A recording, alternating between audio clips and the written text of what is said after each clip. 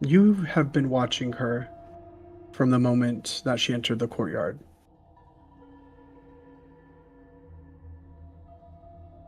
or rather, from the moment that you stepped into uh, the room, the Hall of Echoes. Sarek was watching her the moment she stepped in the courtyard. But William, you watched her in the way that you watch things when you've learned that people reveal more when they believe they are not being studied. And with the incredible perception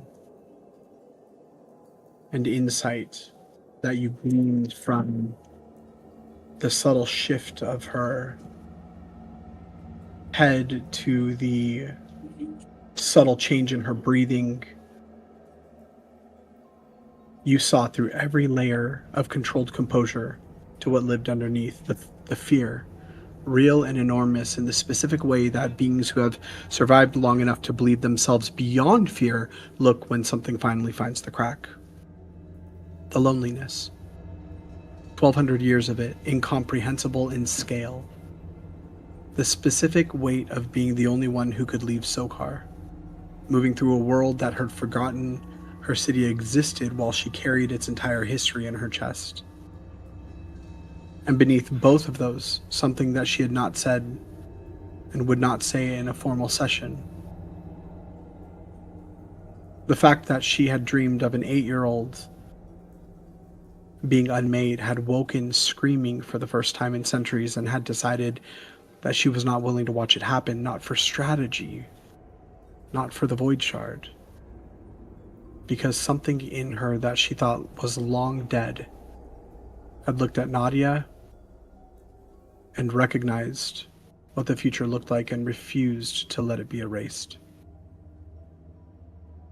William, as you gleaned this information, you spoke to her. Isolation is a terrible thing, but you are not wrong. We have experienced the dreamscape a series of times and lived to tell of it. And in that moment, you watched and felt the entire room ease its tension. And she stopped performing.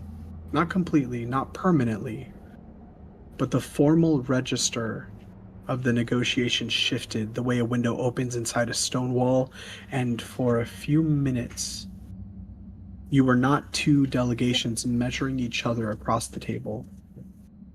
You were people talking about what it costs to go somewhere that leaves marks that do not show on the surface.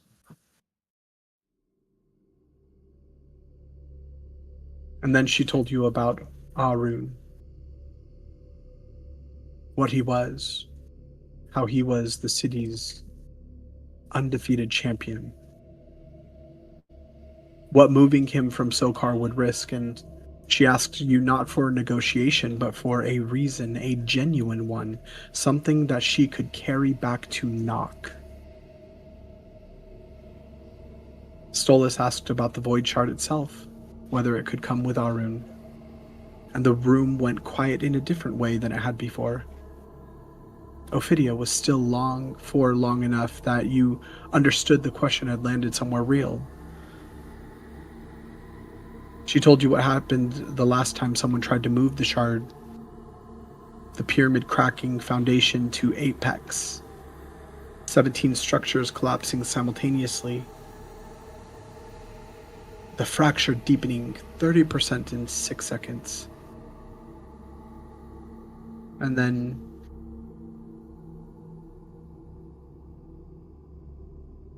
she asked you to make your case.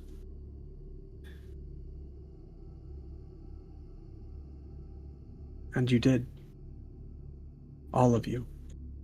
Different angles, different arguments, different parts of what you had seen and survived and chosen. You gave her the reasons she needed, and you gave her truth. And somewhere in that space, she made a decision that 3,000 years of Sokar's history had never made before. She picked up the obsidian tablet. Zakara has spent 600 years choosing preservation over risk. I believe you have just convinced me that we have been wrong. She nicked her thumb, blood droplets oozing out, and she pressed it against the obsidian tablet. Every candle in the Hall of Echoes guttered simultaneously, bending toward the tablet as if pulled. The ambient glow from the statues in the corners dimmed and then returned.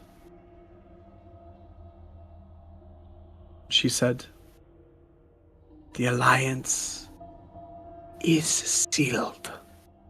Now let us prepare to survive what is coming."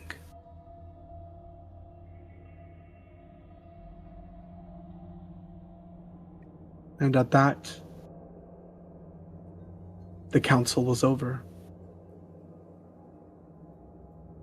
It is 2 p.m. The monastery above, even through the levels of floors that you have delved, you hear the steady footsteps echoing down the staircase corridor as each of the masters are now beginning to leave the Hall of Echoes.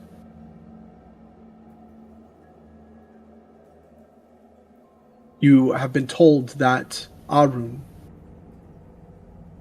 Sokar's herald, will be here within 24 hours. You hope that that is enough time, or that time is on your side.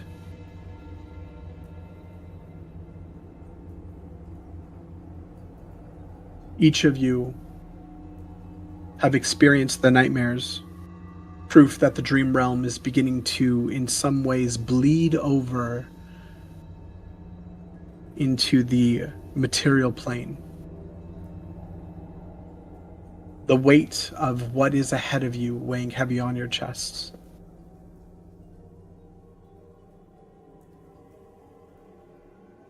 The midnight eye is approaching. Arun is coming. The Void Shard is coming. And somewhere in a room above you, an 8-year-old is drawing pictures of people she has met, because that is what she does when she is trying to make sense of the world around her. And she does not yet know that the world around her is holding its breath. What are you guys doing?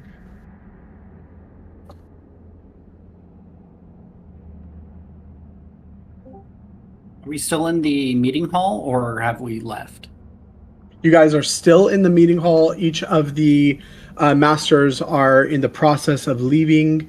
Princess Ophidia is in the process of leaving. And you guys are en route back upstairs. Okay.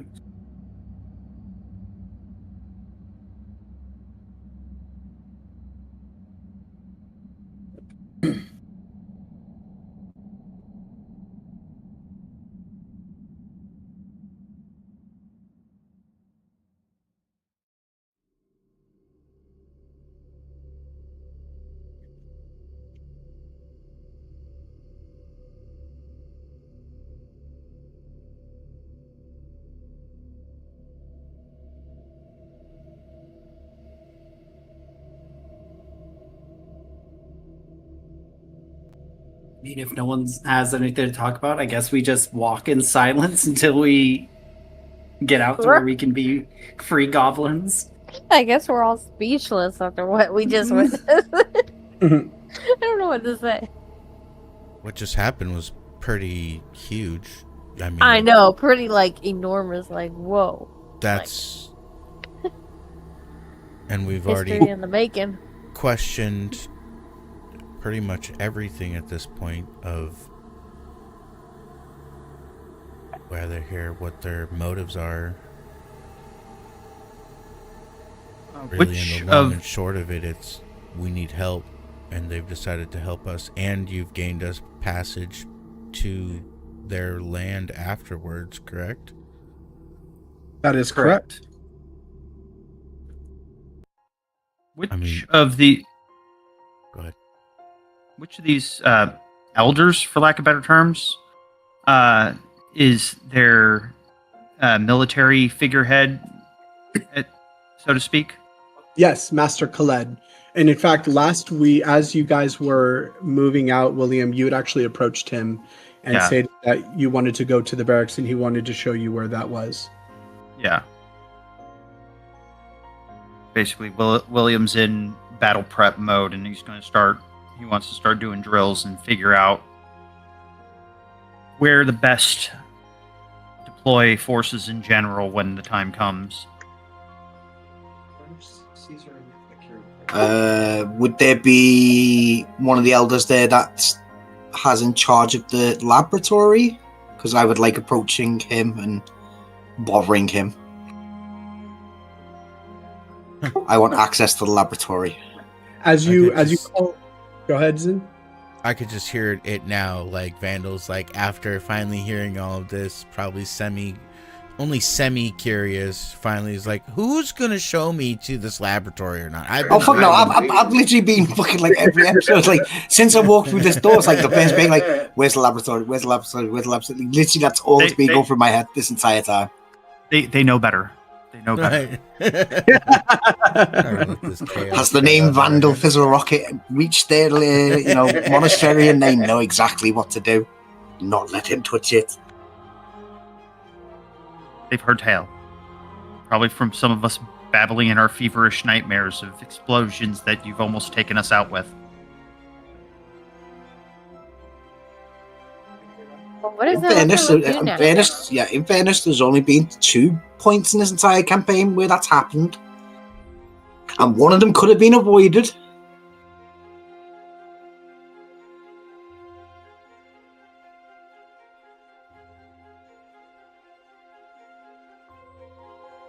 So what is there left to do now between now and the fight?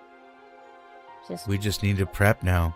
We need Just to practice fighting? Okay. make our battles plan. I mean, really talk to the battle coordination, find out who their warriors are, what's the fallback plan, where's the final stand, can we do anything to prepare traps,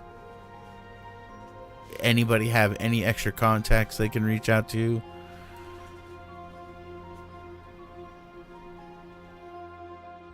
Exactly. Also find out what I remember exactly you we are had against. mentioned someone by the name of Valeshra. Have you spoken to her yet? Yes. Oh, then pray tell us what happened. Well, she has agreed to help protect Nadia.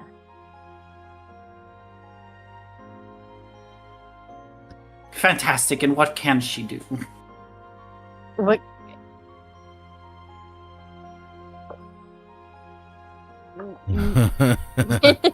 Like, I could protect this rock right over here, but that doesn't mean I can actually do something to protect it. Well, Mia, you want to tell him? Why you put me on the spot? You were here. You say, I mean, oh, Zin, you were there as well. You two are keeping secrets from us. Oops. It just happened. Like, what was it, like 20 minutes ago? This has kind of been a roller coaster of an event here. I mean, there's a lot of stuff that happened in between this morning and right now, okay? And one of the things may or may not have been the fact that we went and threw a portal to see Valestra just for a short stint, and may or may not have had the chance to get some dream steel, and Valestra offered to help. Mia. Yep. Sounds good. I mean, I look So she's around. just- I look around. I mean, we're just sitting here talking about this in front of the 7. Did they already walk away? Or are they still They walked surrounding? away, I think. I don't know. Some had lingered. They were walking. Specifically, you would know that Master Thadriel and Master Sugin have lingered. Princess Ophidia, by this time, along with the 4 tombs guards, have already left. Master Ayla, Master Sorian, Master Vatu, and Master Kotai, along with Master Khaled, have left. Master Khaled actually had gone up to you, William, and specifically stated that he says, let me look at my notes. He says, he tells you, William, after he gives you a once-over, top to bottom, really kind of the assessment of someone who spent 40 years reading bodies for capability and threat, and is currently only reading the former. He tells you that he has 200 monks who can fight, and 60 of them can fight well.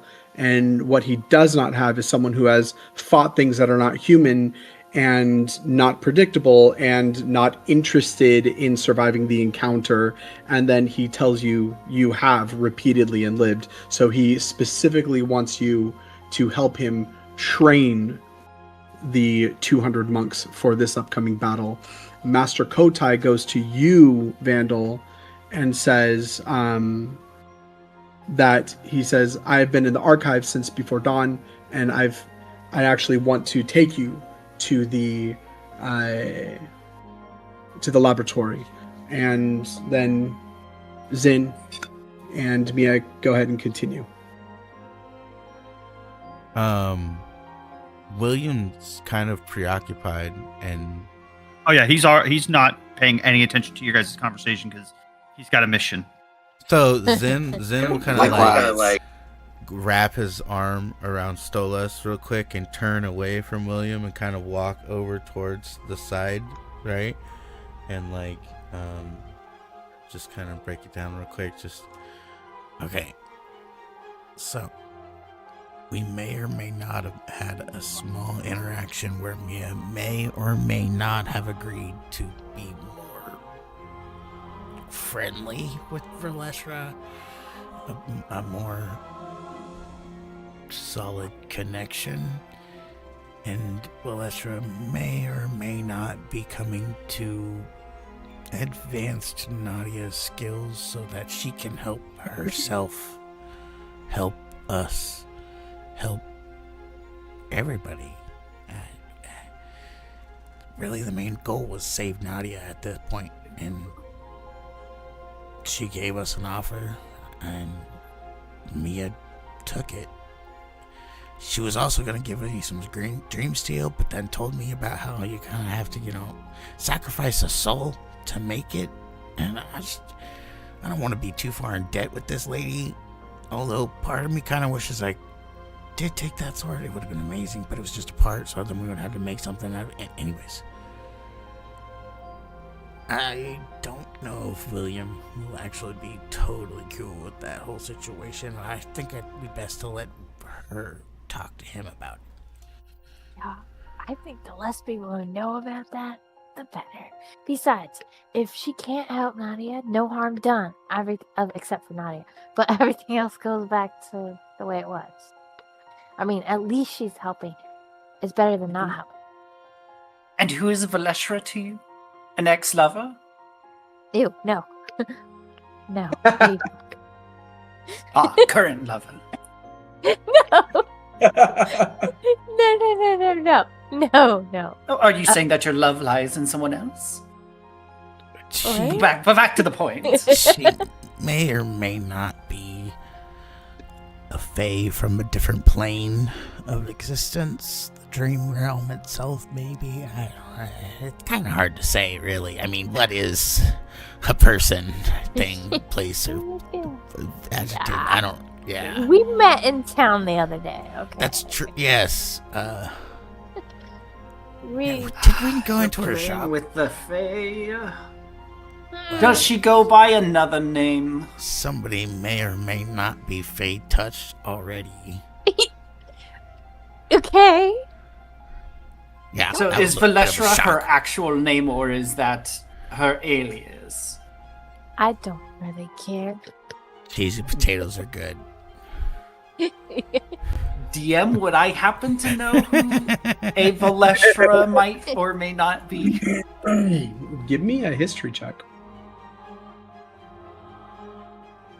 History. And because of your background, I'm going to give you advantage on this.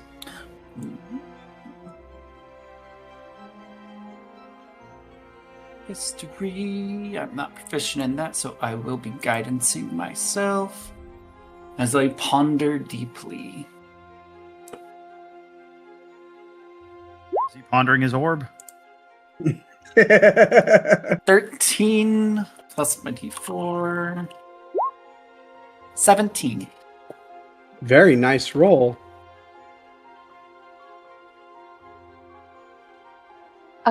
So I guess at that point, since he's already telling Stillus everything, I pull down my sleeve at my shoulder and show him.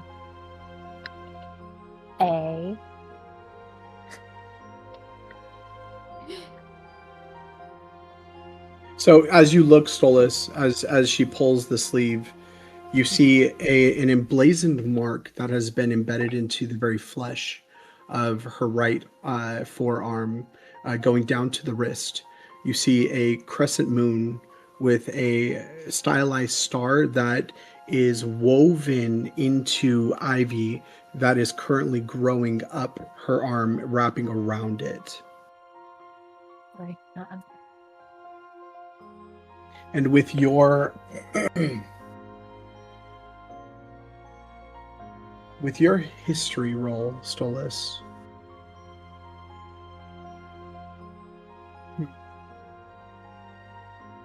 I am going to do this.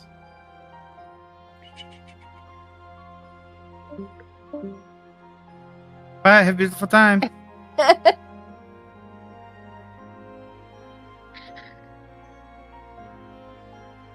Everybody getting to know more about my girl than me. Your fault for ignoring me all the time lately. I am trying to not have us all die in an upcoming war. I know, There's I know. priorities here. Care too much about work. You're never here. You're never Right? here. Hate you all. In deep trauma here.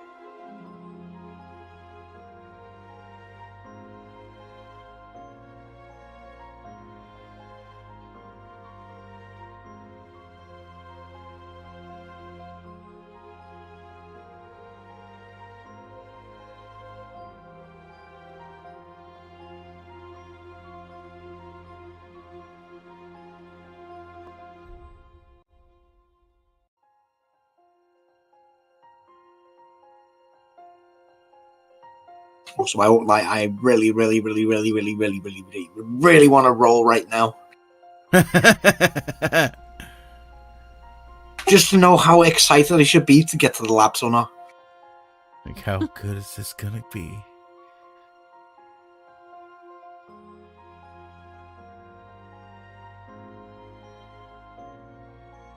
I mean, I might want to spoil it for you, but don't say anything to everybody else.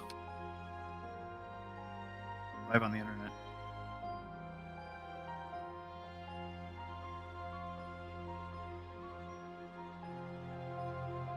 Do you see that?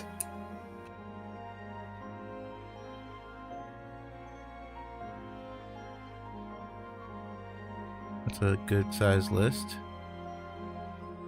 And you've Oh my noticed that God. a lot of them I've already created, but you can see the ones that are like, some of the really good ones there. This has been an approved list? This is an approved list. That's a fucking artificer for you.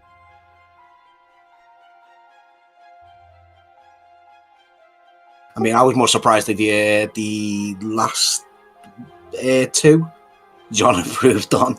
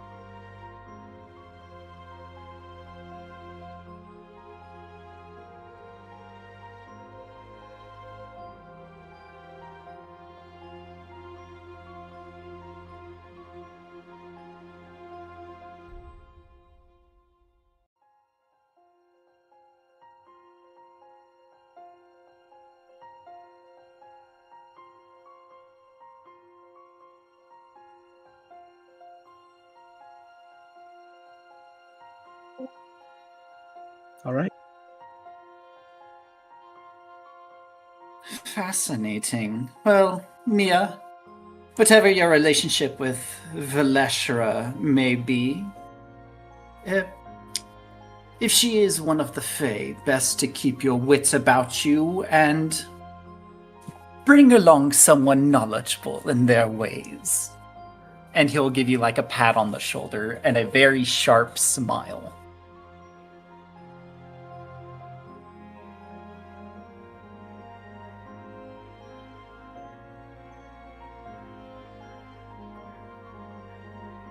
Huh? You see him study your forearm a bit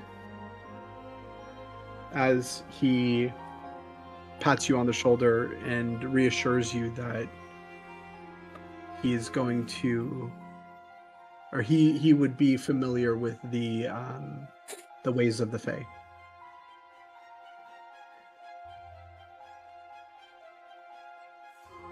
As in maybe next time Stolas goes and not Zen.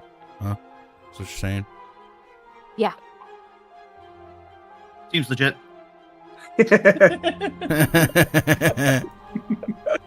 Yeah. Okay. Next time, take you with. Yeah. Or maybe Sounds both. good. And then we can finally get you that matching jacket.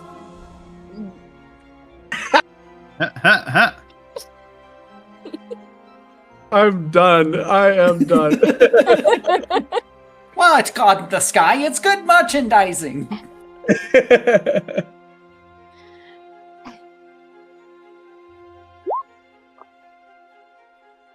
Can't look straight up like Carmen San Diego with blonde hair. That's copyright. No. You'd be Carmina San Fernando. Okay? Gotta be legally distinct.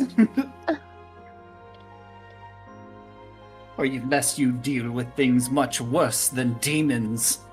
Ew, Lawyers. copyright How about infringement. just get like a red belt to go with it? That's it. Not like total red. Like a sash, like a scarf type thing. You know, like, but not like. I don't know.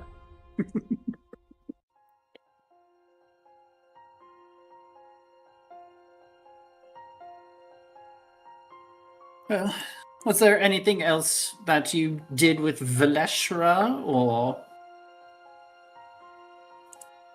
Nope. Just quizzed her a heck of a bunch. Honestly. Okay. And what were the exact words of your deal with her? Down to the punctuation.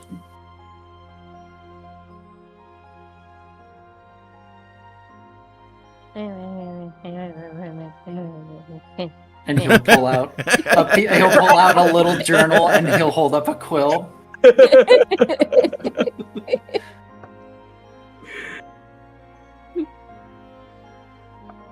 Expertly quoted, Mia.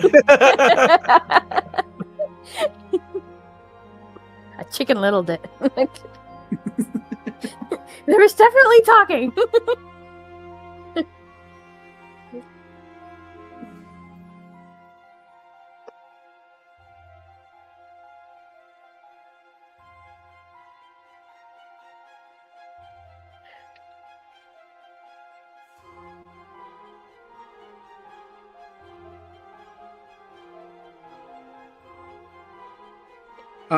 Mia, you would remember, as you think back to the way that your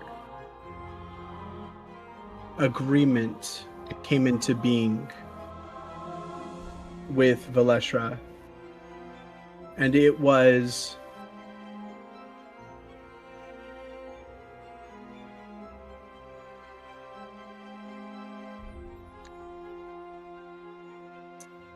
as you're thinking back, I'm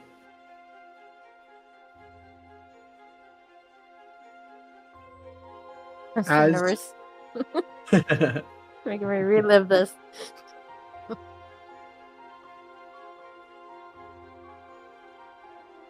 as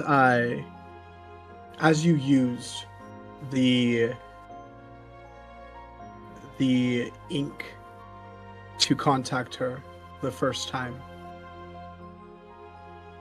and then as you used the connection to deepen, to strengthen the second time, that she had explained to you that nothing is done for free. And in the same way that she bound herself to you, you have now bound yourself to her. And she explained, as you were standing in the Whispering Quill, you want the child to know herself, to carry her burden with open eyes rather than closed ones, to stand in her own power than stumbling through the unknown. And it all comes back to vivid memory. She set the quill on the table between you, on the floating book. I can give her that. I can part the veil between what she is and what she knows herself to be. I can wake the dreamer to her own dream. One night, one awakening, clean and complete. In return, you deepen what already exists between us. Not a new pact, a fuller one. What was written in your wrist travels further.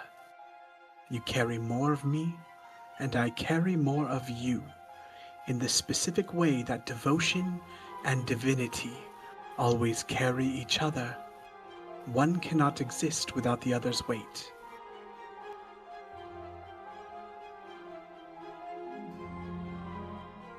And as you slid the quill on the parchment, she stated, "You invite me into the space you guard, not forever, for the awakening, One threshold crossed willingly is worth more than 1,000 broken down. And you acknowledge in bound ink that what I do for the child I do as your act, your invitation, your responsibility. The awakening is mine to perform, but yours to own. The child wakes knowing what she is. You carry the cost of that knowing. And I take one step further along the path I am walking, with your name on the step.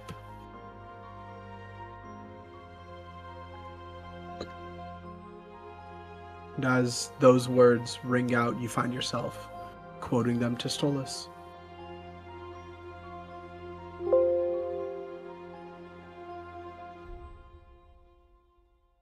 Would Vandal hear this? I'm thinking this is more of a Stolas Mia Zinix kind of thing. By this time, Vandal, you had already walked out with Master Kotai. And it's just the three of them that have remained in the room. Copy that.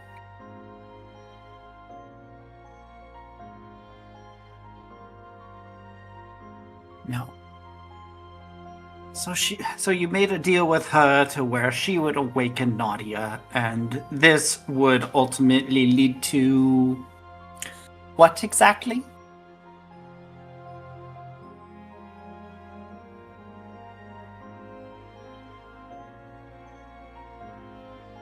Nadia being able to be more capable to control her power, or even learn her power, or understand her place in the world. Yes, and how do you think a small 8-year-old child would react to having the knowledge of the world thrust into her mind all at once? Nothing in this problem is going to be easy, Stolas. She's going to have death surround her tonight.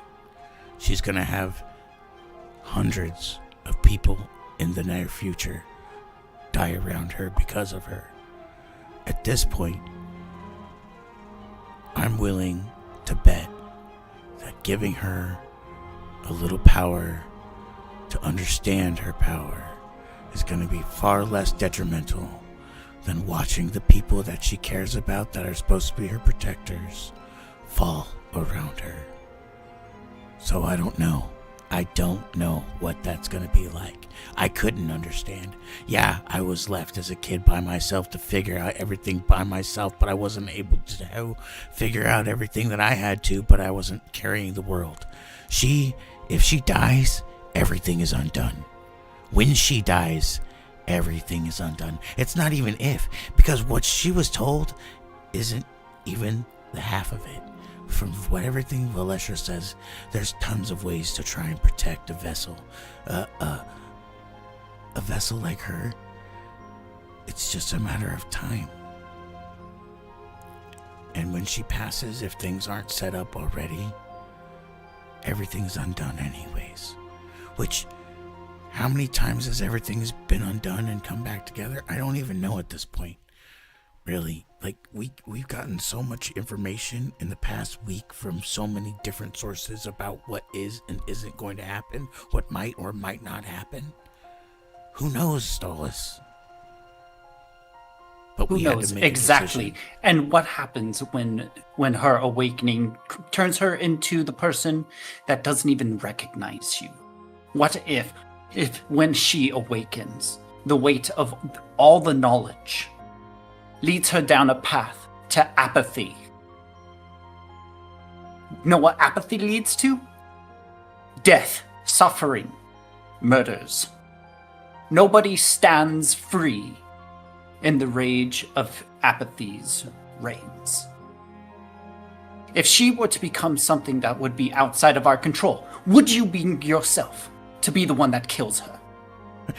Are you What saying about you, Mia? Are you under control of her? Who is under control of her? Who can actually do anything? Are we trying to save her? Or is what gonna be all of this for was nothing? We should have just let her die in his us. And injecting her with some sort of roid to give her a power boost because you're scared that you can't protect her. No, I'm giving her the opportunity to help protect herself. Because right now, by making a deal, by having me assign her own soul away to Valeshra, in order to get what? A leg up. In the long and short of it, yeah. Try and get a leg up. Try and get any opportunity we can to make it better. I thought that was kind of the goal, honestly. The goal is to protect Nadia. Yes. Then let her protect herself. She's so strong. She's so capable. She's smarter than you see. She's stronger. Young. She is. But that doesn't mean that she's frail. That doesn't mean she's incapable. But take a look at your own example of you being left as a child to learn. But I had on your own. no how one. How many years? There was no one. We have and her. How many? We are here. She has people that care and will help her. Give her the ability to do these things, but be there for her. Support her. Be there like we didn't have. And maybe with the support of the people that are around her and the abilities that she's given, maybe we'll find a way to help her for a longer period of time. But all of this seems like it's for nothing anyways. Because even through old age. You are talking about a spike in a power that you have no idea of what the results of that may be. You are risking the entire fabric of reality on a child's whims if this were to go through. Because if she comes out of this awoken and she looks at you and you are just yet another footstep in her way, just like with Valeshra, another step on the path that they are taking, what then? I'll own it. If I have to, I will 100% own it. I think I did what was the best decision at the time with the person that was able to do something. No. You chose the easy option. It's not even gonna be easy. Just don't run away. No, Mia, and I'll reach out and I'll grab your collar. You aren't getting away with this. You are very much ingrained in this little deal that you made. Lesher doesn't even want me. She wants her. I don't even know why. But I think I stand by that we made the right decision. You heard how many ways he said that this is gonna fail. I had to try something. And we have that something. Arun is on his way. If he's been able to hold off the Midnight Eye from their assault on Zakara for all these years by himself, no less. That is already enough to tip the scales in our favor. Suyin themselves had even admitted that all of their premonitions never took into account of Zakara coming to make a deal.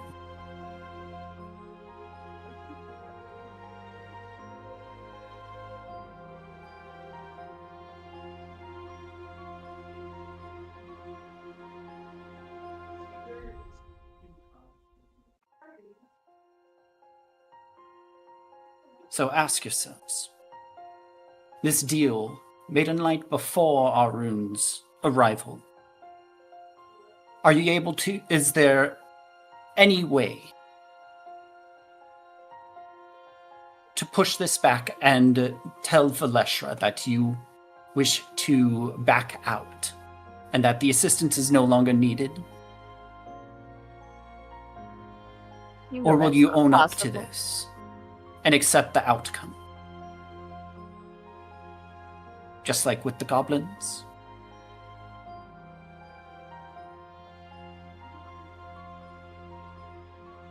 That's a low blow. That's low, bro. I'm trying to make a point here. Every blow is official and fair in the game of war, especially when an 8-year-old's life is on the line, and Mia's. It'll work out.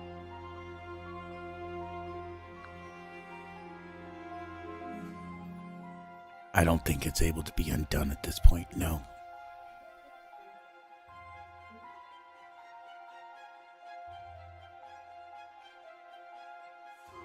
Do you think the Fae have exit clauses on their contracts?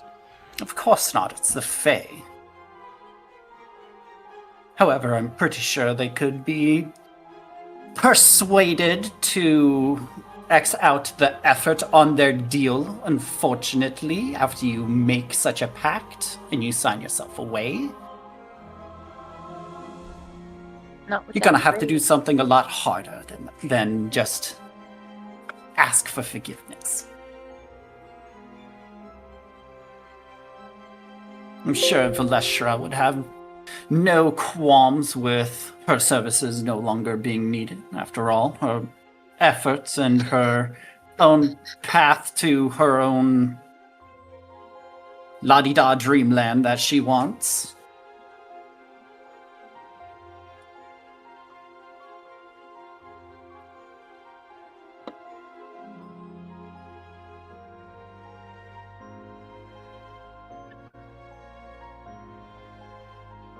That is your request. So that, yes, it is. And so that just leaves it up to you, Mia. Once more. Because you've already made the deal.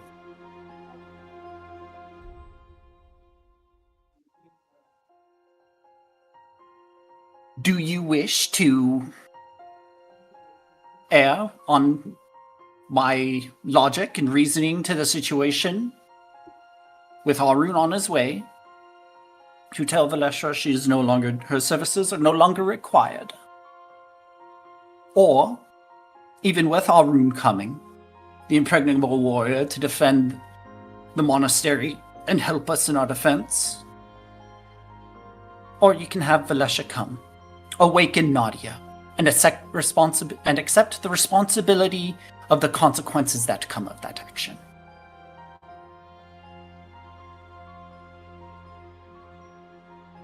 And I'll let go of Mia's collar.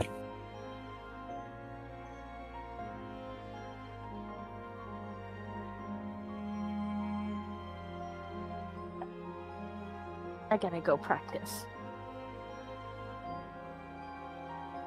I just go to my room for some alone time.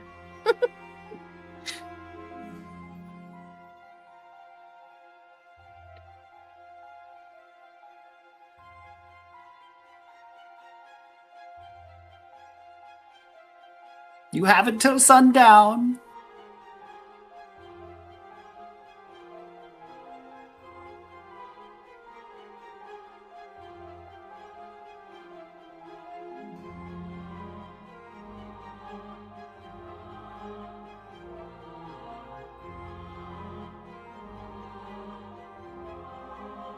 I don't think she's going to be able to do that, buddy, but I'll talk to her and see if we can reach out.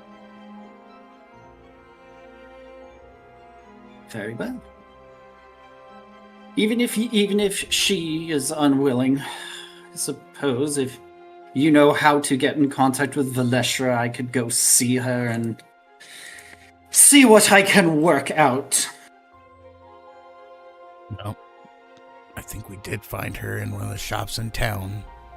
So long as that's still there and hasn't completely vanished from existence, then yeah, I could take you to her if I need to. Okay.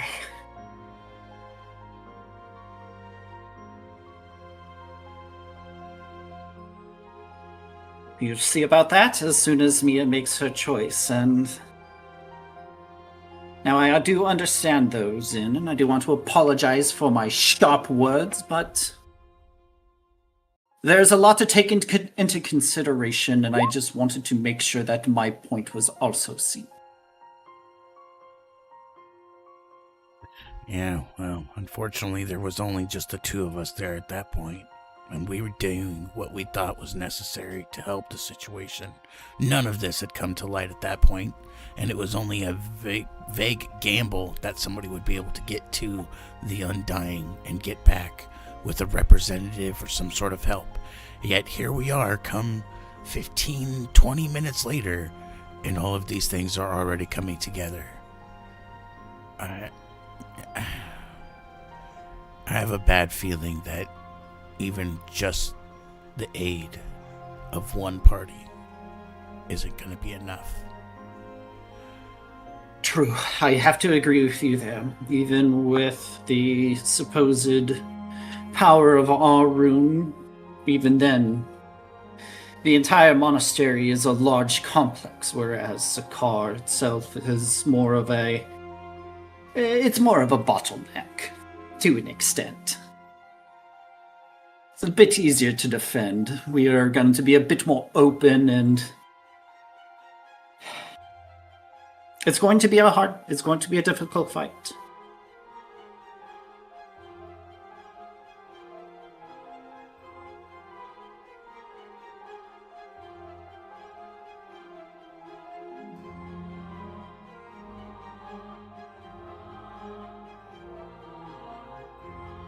Well, if she does find a way to take it back, at least we don't have to tell William. And Zen will excuse himself at that time and walk towards... Well, I mean, if people are exiting, Zen's going to actually exit and take a moment to find a cozy corner by himself.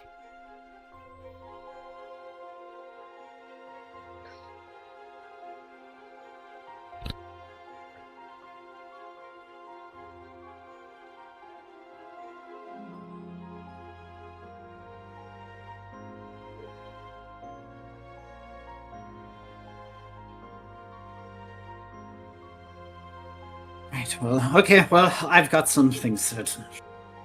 So much to do, so little time. And Solus will start walking off in the direction that he vaguely remembers that Vandal took off in. Perfect. I'm hungry.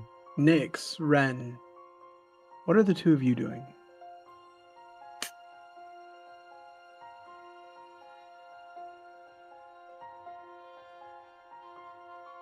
If you're talking, you both are muted. Maybe I wanted to talk muted.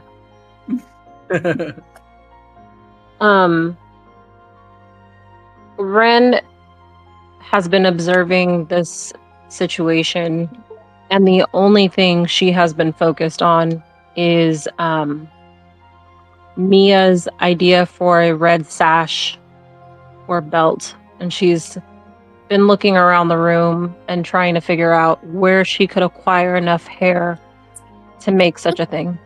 Red hair? Red hair. Zin's already left. My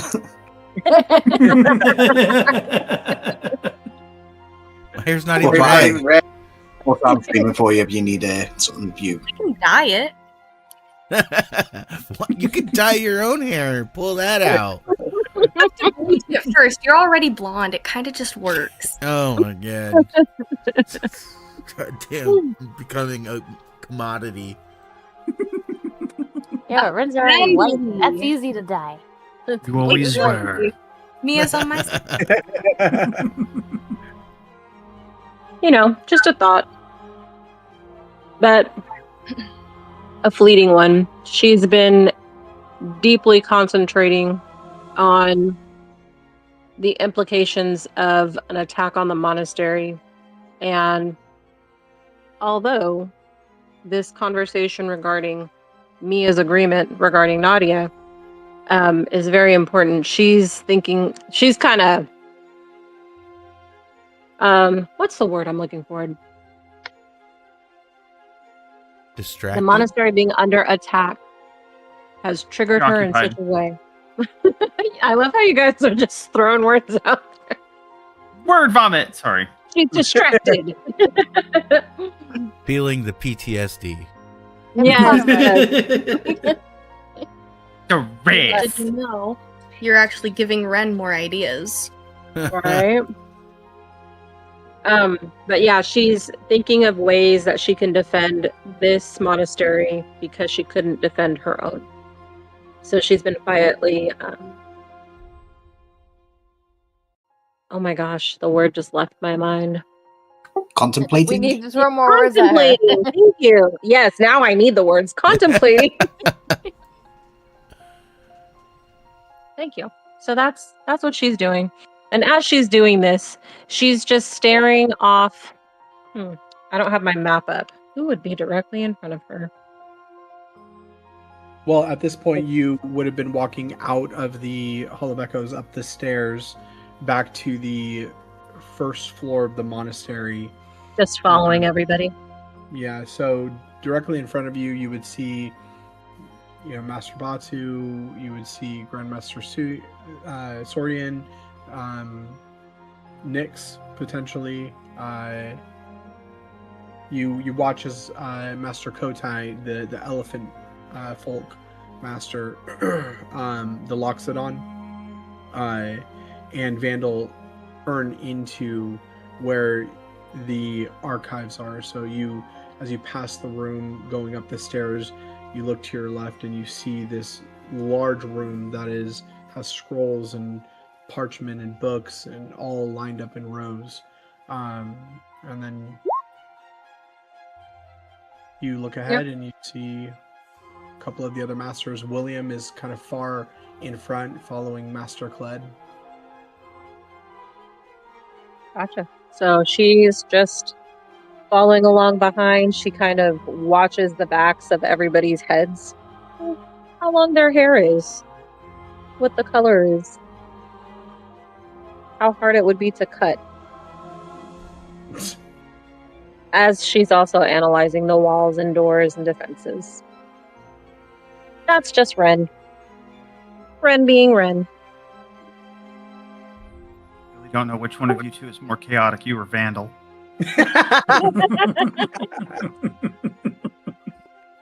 Vandal is. I think Vandal's definitely more chaotic. Ren gives me more just like more like a menace vibe. Yeah, I'll agree with that. I think I kind of like that. What you don't know is Ren's alignment is lawful evil. I can see it. Oh, Yeah. chaotic neutral. What's wrong with you? Was there a Chaotic, chaotic? Chaotic. Get out of my head. But it's cozy. Stop. That is Vandal. Oh, that's Vandal? No, I was thinking that was Ren. My bad. You guys finally get to the top of the steps, back into the grand entry hall of the monastery of the Seven Rays. You pass by the monk that is guarding that doorway. At this point,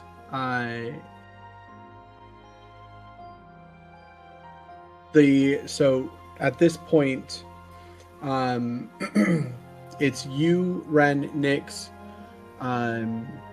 William that are here, and Sarek. Grandmaster Ascendant Sorian calls for the four of you. Master Khaled, who's leading you, William, pauses for a moment.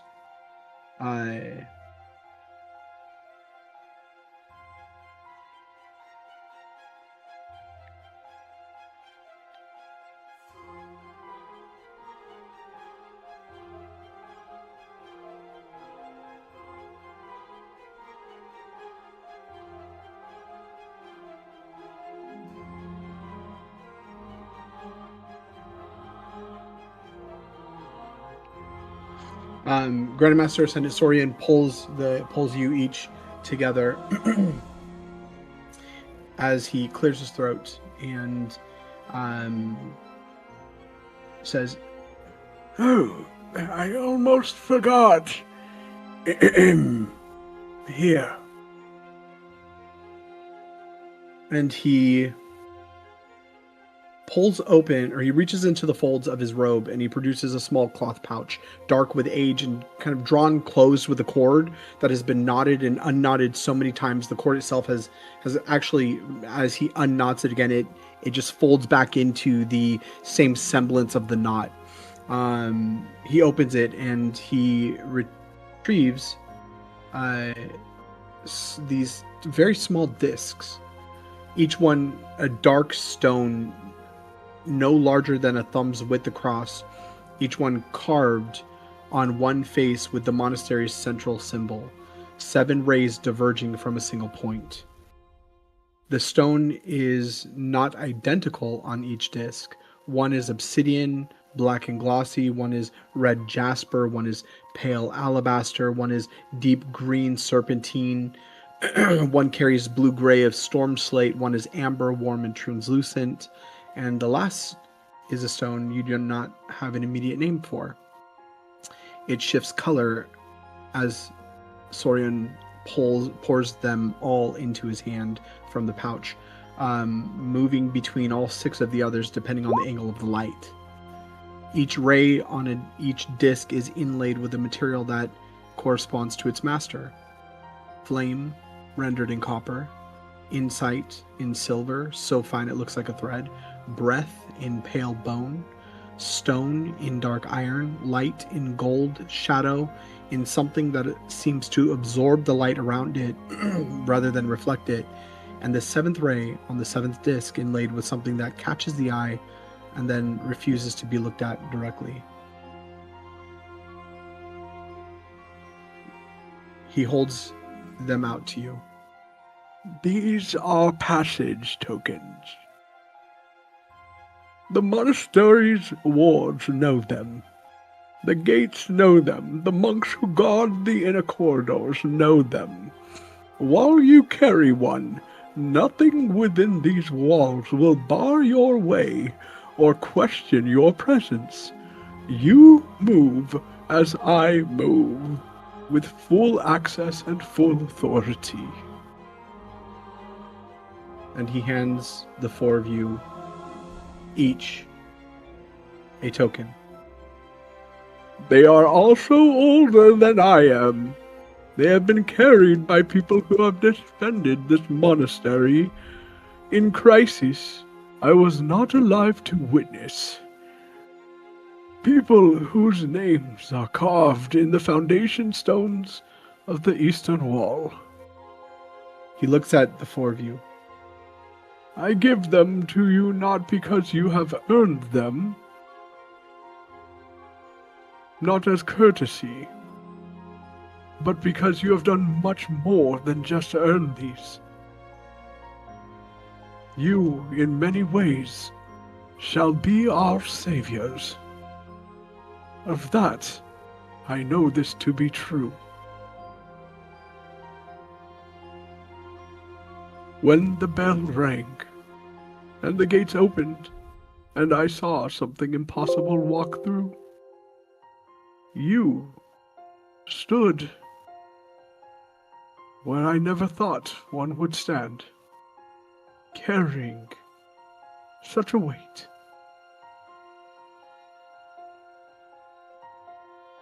You each, the 4 of you, now have access to the full of the monastery. He takes the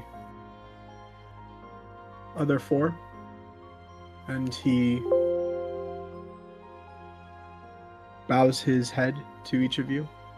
And he says, now I must go and meet the rest of your friends and ensure that they have a token as well. Guys, we're getting key cards.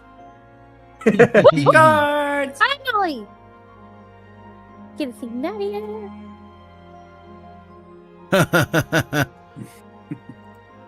I don't know. They might have her locked away still. But it's a key card. Multipass. I don't know if I was- key I was cards, about to say it's get not my past multipass. guards. Locked away. Lilu multipass. Key card. That's what keys are for. Lock.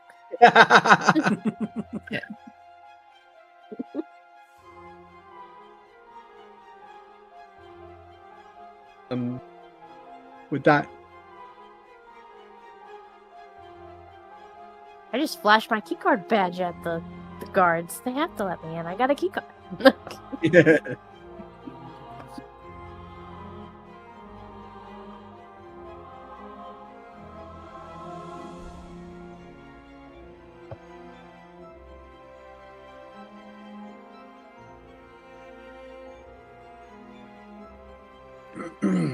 William.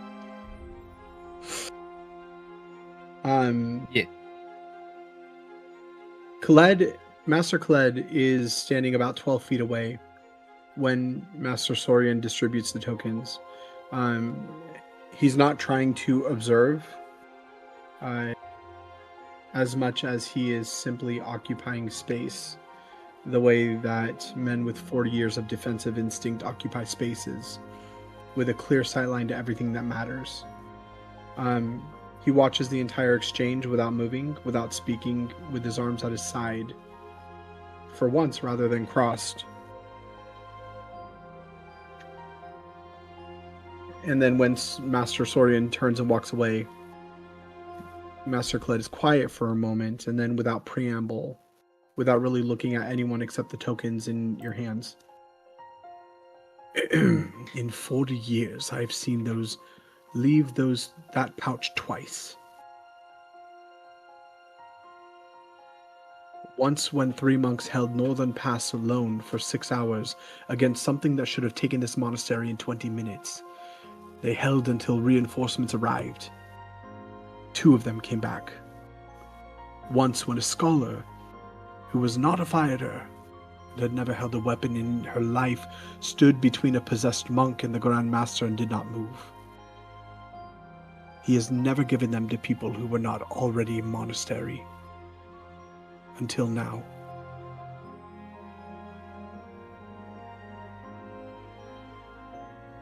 His eyes find you, William, specifically, and the register changes entirely. The weight of that moment folds away, and what replaces it is the focus, practical energy of a man who has a yard full of monks and not enough hours. You. He crosses to you in 4 strides. I need to show you something. And then he doesn't wait, he just turns and moves towards the corridor that leads to the training yard. William follows. Are you following? Yes.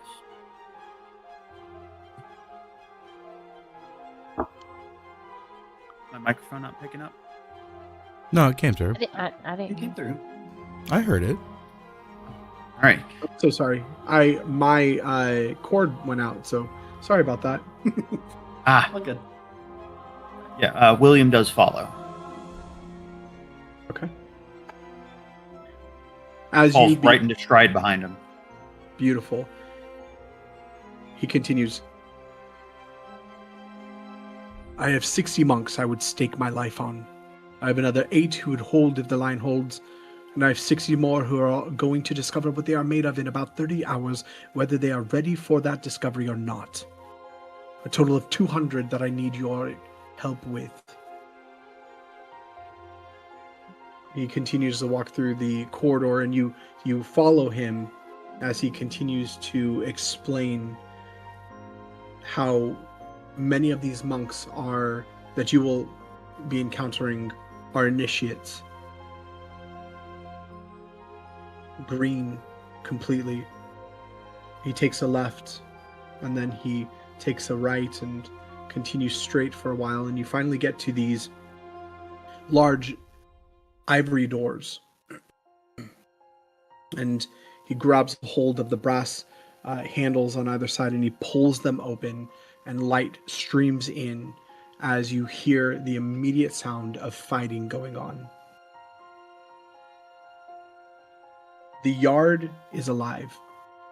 Pairs of triads of monks move across the packed earth in formations that have the shape of drills, but the intensity of something closer to desperation. Not panic. These are too disciplined for panic. There's an edge to every movement that was not there yesterday, a sharpness that comes from people who have been told the number and have done the arithmetic and have decided that the answer to bad arithmetic is to become better than the numbers account for. Welcome to the training guard, William.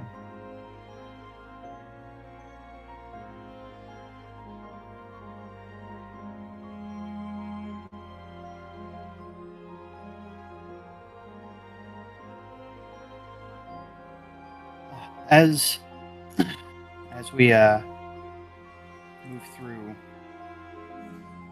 William's going to be studying them. I'm going to go on a limb and assume that. God, I am so bad with names. Master Colette. Master Colette. I'm going to assume that he's going to be like pointing out the, who's who of, the ones that he's, his top 60, those other 8, and so on and so forth. Yes. You actually see Brother Kremrin as you look over the yard. You see some of the monks are currently in sparring matches. You see a large circle raised dais in the center of the yard, where there are 4 of the monks that are currently in hand-to-hand combat. One is wielding a sword, another is wielding a baton of some sort. You see a metal studded baton, and then you see 2 that have glowing fists currently, and you would recognize that as ki emanating from their fists. And then you spot Brother Kremrin, who moves along the far edge of the yard, correcting grips, adjusting stances, his voice a continuous low current of instruction beneath the sound of bodies moving and weapons meeting and breath working hard. Master Khaled stops at the yard's edge, surveys it, and then he tells you, watch the left formation, 3rd row. And he waits for you to find it. And you see the monks in the 3rd row are technically proficient. Their footwork is clean. Their timing needs work. Their strikes land where strikes are supposed to land, though, and you immediately pick it up in your trained combat prowess, your expertise, William, against a human opponent with human instincts who fight with human fear and human self-preservation. They would be formidable.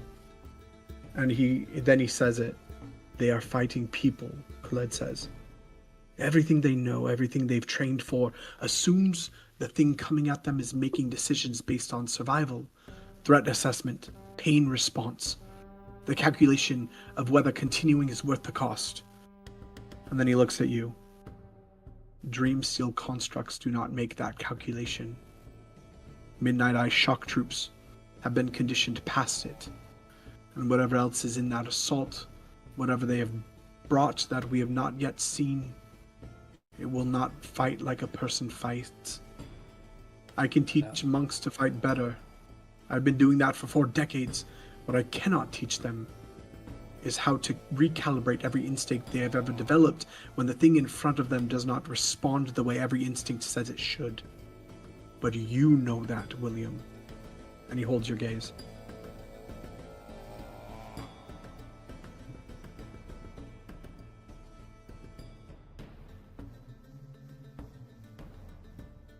Double check my spell list. I gotta figure out what tools I have at my disposal to help be able to instill the necessary lesson. Oh, you go become a teacher?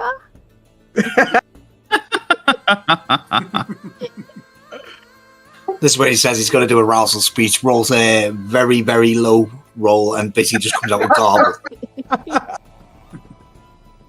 Inspire these people, not one.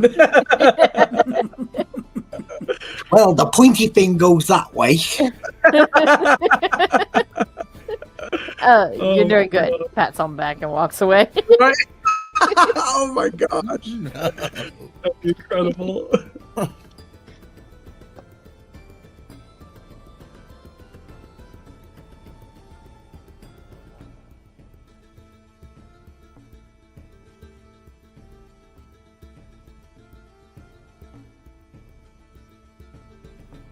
think I know what I'd have him do here.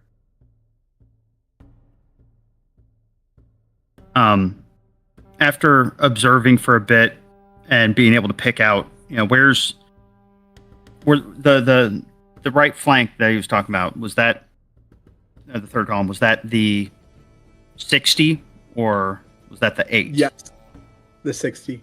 Oh, that was the 60. Okay. Yeah.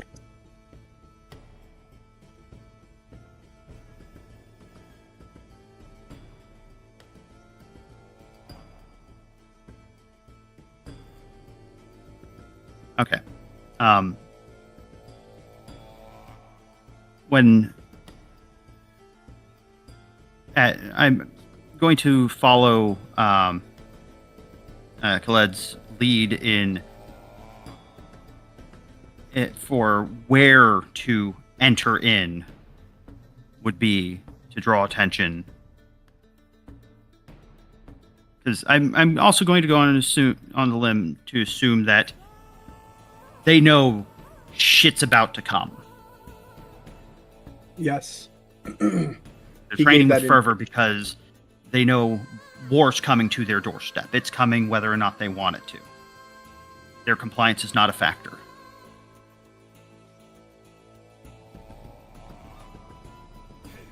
Correct.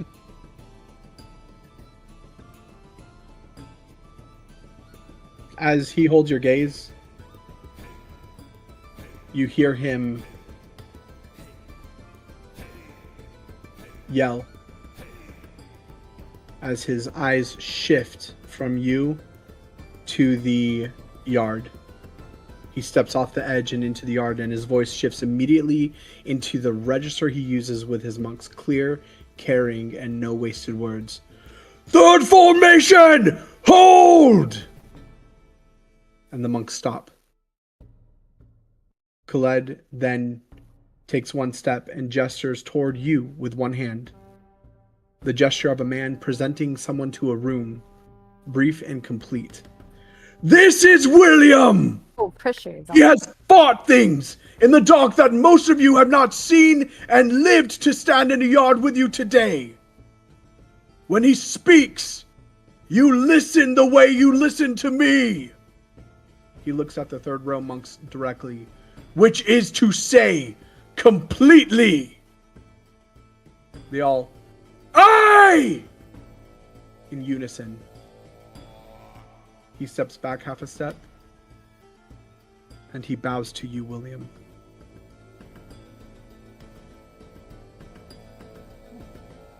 It is on.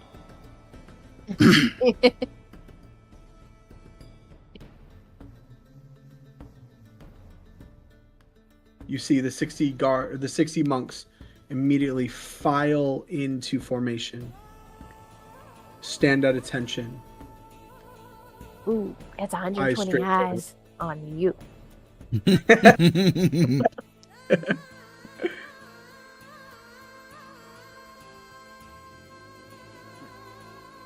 math is throwing me. Did you say that only 60 of them are paying attention, or is it the full 200? Right now, it's just the 60. Okay.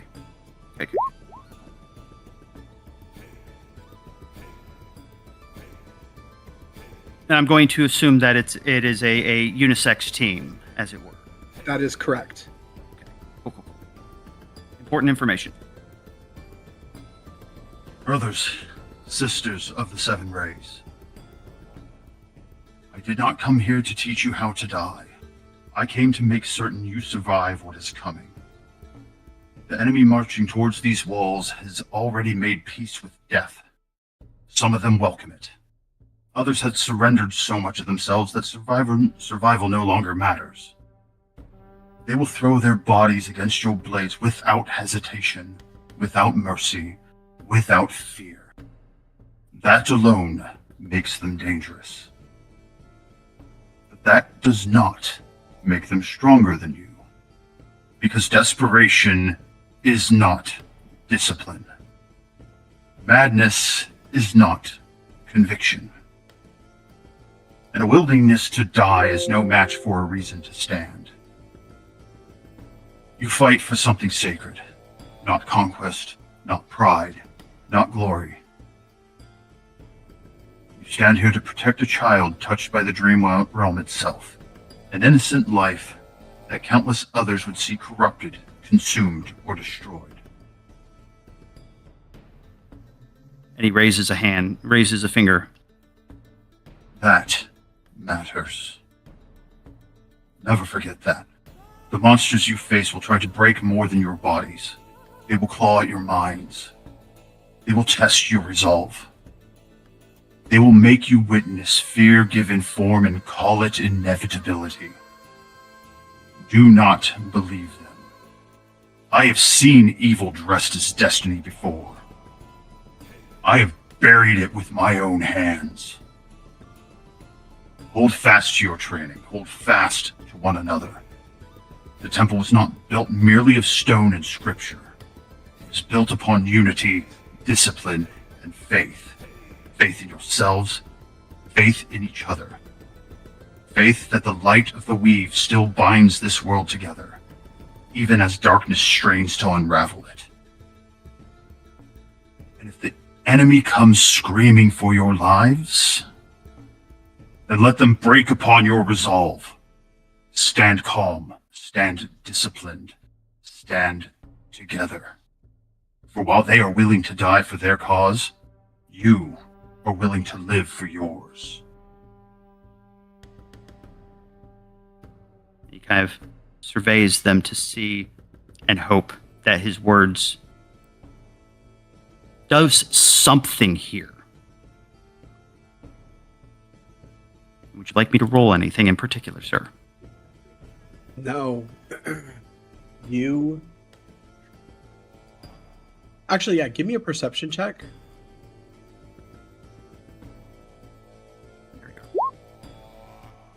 I can't catch shit.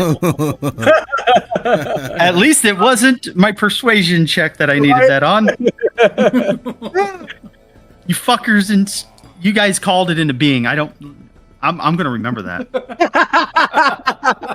There's resentment here. William, what catches you off guard is about 3/4 of the way through speaking, you realize the entirety of the yard went quiet.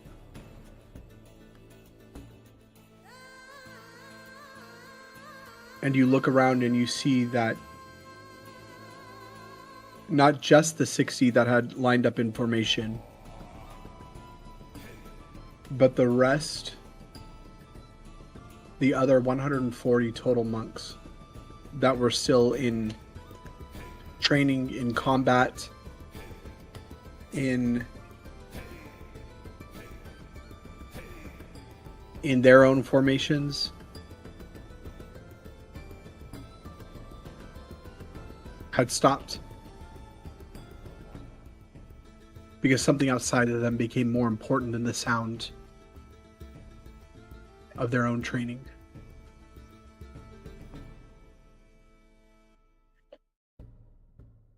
All of them standing in the afternoon light, listening to you, who is not their master, not their brother, not bound by their walls or traditions or their 1 in 10 odds, listening to you, who came here from outside, who crossed the haunted lands, who has fought in the dark and kept going, and is standing now in their yard telling them something true.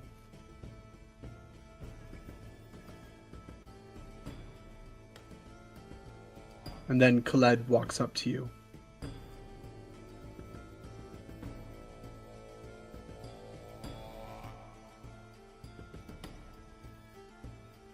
And he stands next to you.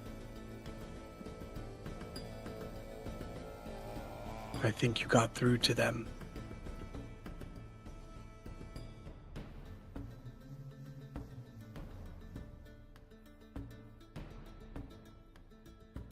And one by one, William,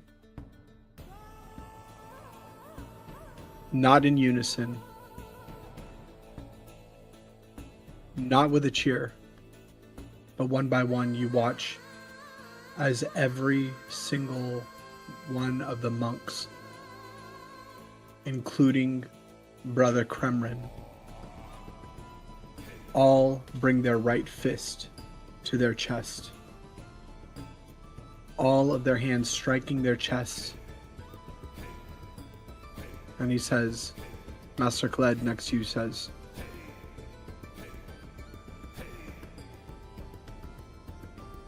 this is the monastery's gesture of acknowledgement. Not just agreement, not just enthusiasm, something older and more serious. The physical statement that what was said has been received and will be carried. And then you look at him, William, and you notice that he has turned to you and has put his fist on his chest as well.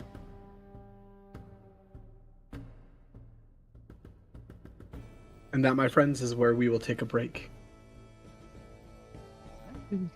Okay. Give 15 minutes. Okay? 8. All right, I'll see you guys back here.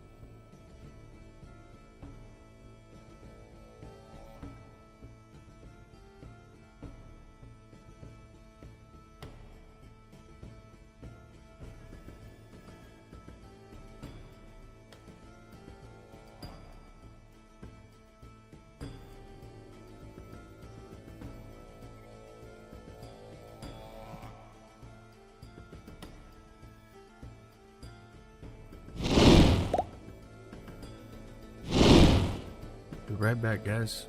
Be right back.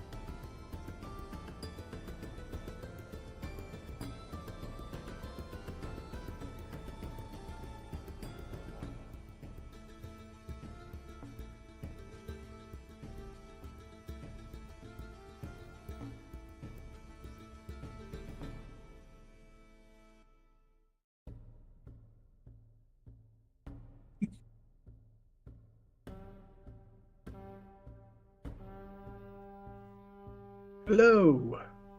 Hello. Hello. Awesome. Are we back? Joke's on you, I never left. I haven't been sitting here this whole time. You're here. Nix? Yes, sir. Awesome. Zin? Yep, I'm on site. Awesome. Are we all ready to keep going? Heck yeah. Mm-hmm. Sweet. Oh, yeah. All right. Before the break, my friends, as we get back into the table, William, you had just given a riveting speech, thinking that you were only speaking to the 60, that Master Khaled had called attention. Instead, you find yourself having told the speech, stated the speech to the whole of the yard. And you watch as one by one, fists rose to chest.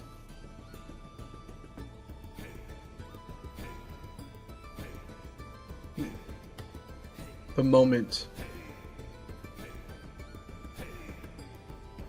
catches Master Khaled,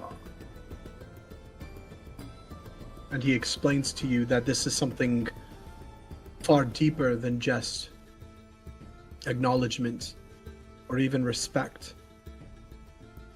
but it is something that the brothers and sisters of the monastery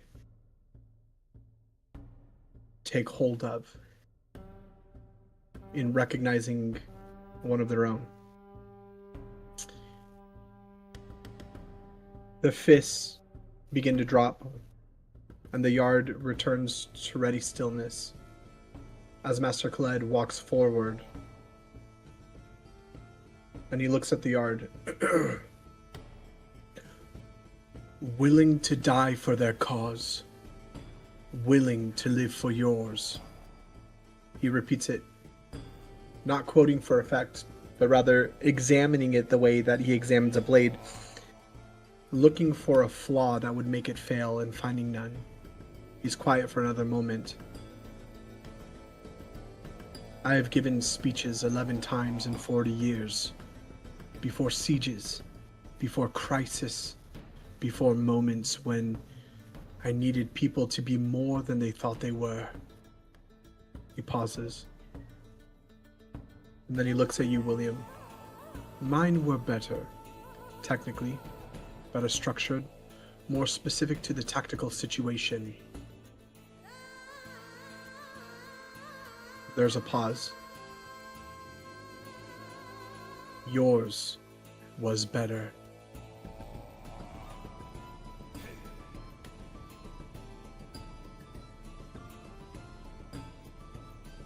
And then he turns back to the yard.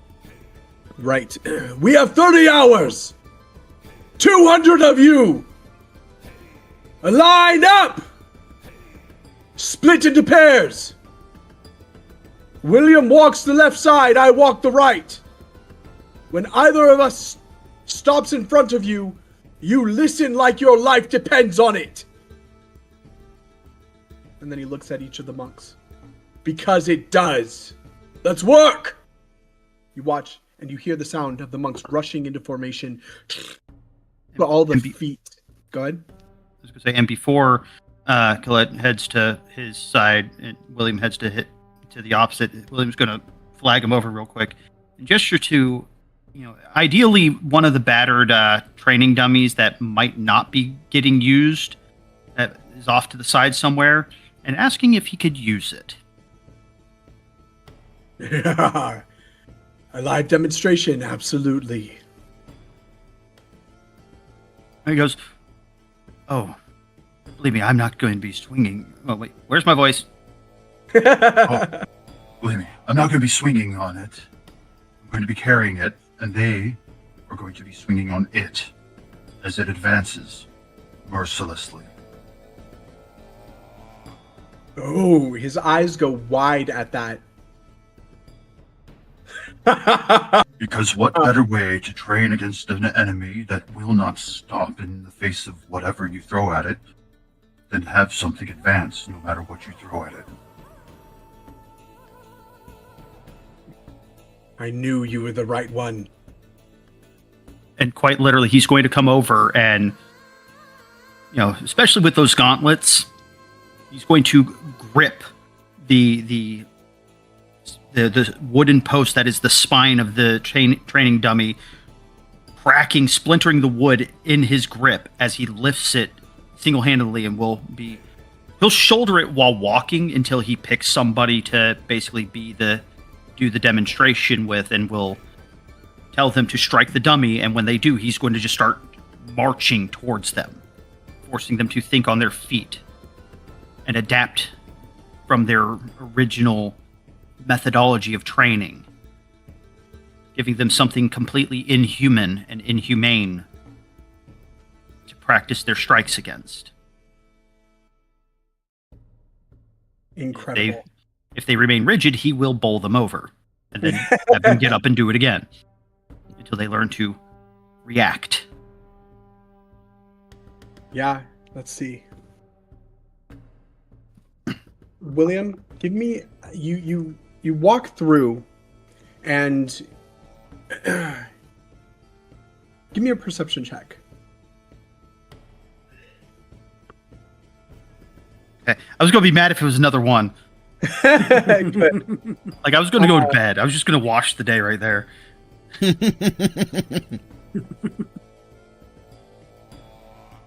as well let the DM roll for you. Can't get any worse. I mean, That's an insight, not a perception. yeah, but it's the same stat and it's the same proficiency. It's Okay. my insight and perception are interchangeable. They're both wisdom based, and I'm proficient in both. I'm also really tired. You're I good. clicked the wrong You're good. thing. Also, don't want to gamble with another one. Just let him have his He's 14. afraid to roll again. Yes, I am.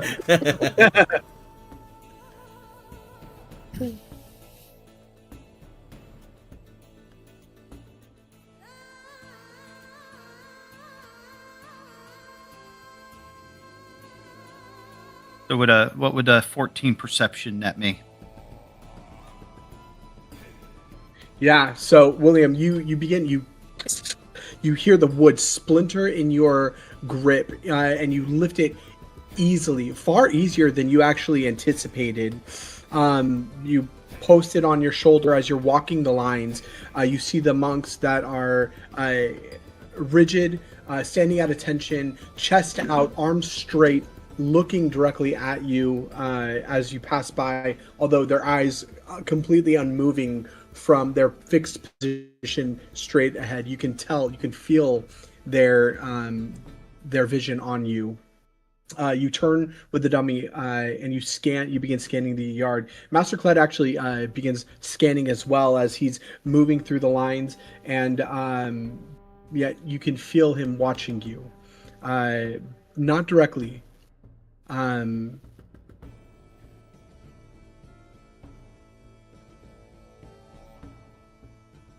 Naturally, William's going to be focusing on the more seasoned, the more trained ones first, to give hopefully a more reliable demonstration of what he's aiming for. And also considering if you can teach the top, they can help disseminate the information down. Beautiful.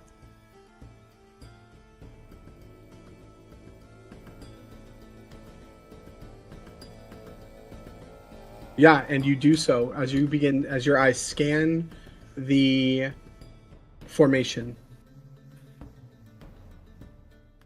You turn with the dummy in your hands, looking for what you need, and you find him. Standing at the edge of the second formation, slightly apart from the pair that you saw drilling on the side. Wrapping and rewrapping a strip of cloth around his right knuckle with the automatic precision of someone who's done it so many times, and the hands do the work without the mind's involvement. You see him now standing at attention, not watching you. You see he's approximately 45 years old, looks like he's been 45 years old for a long time. He's the kind of man who arrived at his particular form of physical selfhood early and simply maintained it since, neither aging toward frailty nor holding on to youth. Medium height, which means he spent decades learning to fight at a reach disadvantage against taller opponents, and has long since turned that into a different kind of advantage. Broad through the shoulders in the specific way that comes not from single discipline, but from 25 years of cross-training in everything the monastery teaches, and the density of someone who's never once in a quarter century skipped a morning. His head is shaved in the monastery fashion, but stubble growth is growing back in iron gray. And his face is weathered in the particular way of someone who spent significant time outside monastery walls. Kind of sun lines in the corner of his eyes that run deeper than meditation in indoor practice. And he has a scar along the left side of his jaw. That's old enough to have settled into the face rather than sitting on top of it.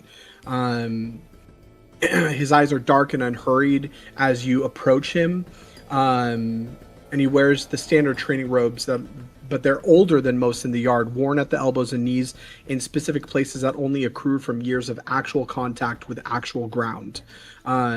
His hands at his side, and you approach him, and go ahead, take it away. Oh, I didn't think that far ahead for actual dialogue options. I'm not gonna lie, I am really running on fumes. Oh, you're good. You're good. He as you approach him, he stands a little bit more at attention. Brother Idris, sir.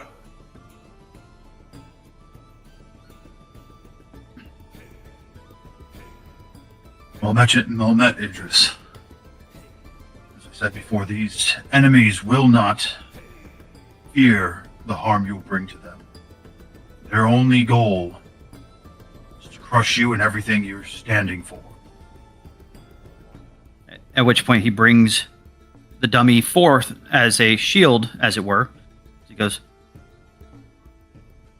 Unlike a thinking, feeling, fearing humanoid, a living being that you have been trained all your life to fight against, he jostles it slightly. this is none of the above. Prepare yourself against its advance. And then he's going to start a steady march forwards and will respond accordingly to how he engages. If he engages as a normal martial approach, he's going to literally bowl him over. Beautiful. As you begin training with the monks, them watching you approach and watching as the other monk anticipates the approach and moves accordingly, we move over to Vandal. Had Solace caught up with me, or About This is way. time- I would say this would probably be way before, because I'm back drilling the other two at this moment. Right. At this time, Stolas would not have caught up to you yet. You had just entered in with Master Kotai.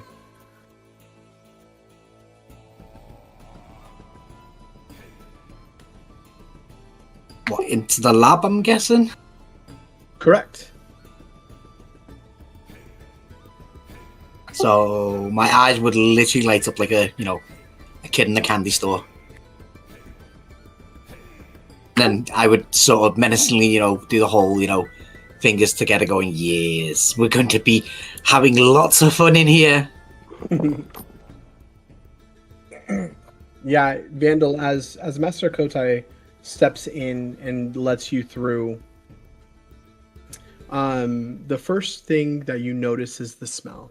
It's not unpleasant. Almost the opposite, but dense, layered. The kind of smell that takes a moment to parse because it's not one smell, but 20 occupying the same space without competing. Old paper and binding glue and the particular dryness of preserved parchment, lamp oil, and something faintly chemical underneath it. That's what it is.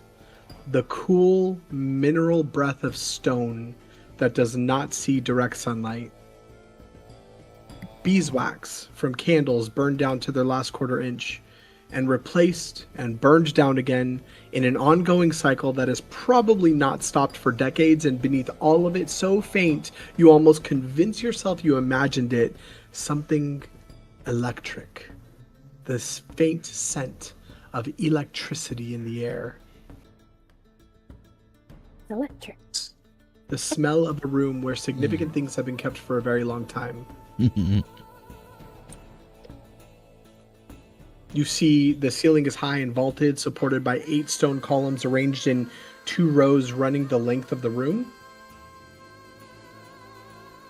You see? The throne room. My bad. I accidentally grabbed the wrong thing. You see the first room, and then he takes you down the steps into the second archives. And Down. here is where we will stop.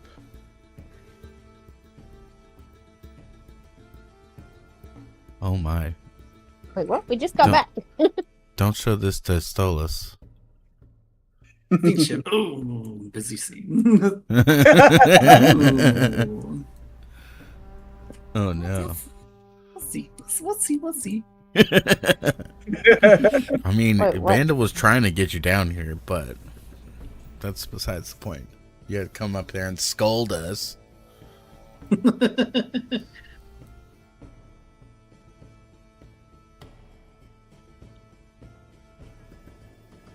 You see dark wood, pale stone fitted together. You see the walls are shelves, floor to ceiling, every wall, every inch of available vertical surface given over to shelving, built from the same dark wood as the Hall of Echoes.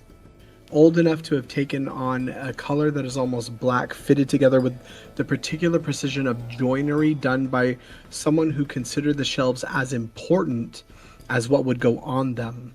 The shelves are packed books of every thickness and age, scrolls in ceramic tubes sealed with wax in 6 different colors, folded documents tied with cord, flat cases of oiled leather that could contain maps or diagrams or something else entirely. Small wooden boxes with labels so faded the ink has become suggestion rather than text. Between the wall shelves, running in 4 rows down the length of the room, freestanding shelves, double-sided, the same dark wood packed with equal density. They divide the archive into corridors, narrow enough that 2 people cannot walk them abreast. The corridors are not straight. The shelves have been added to and adjusted over centuries. The rows have drifted, and then by the far end of the room, past a labyrinth of shelves, past a low wooden railing that separates the storage from the work, you find the laboratory, which is where you stand. A large sigil emblazoned on the floor, and in it, a book open on a pedestal,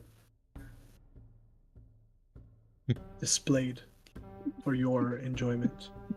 Master Kotai. Here's where we keep the artifacts.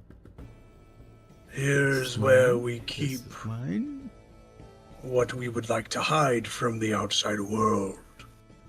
But you have been seen fit to occupy this most sacred of spaces.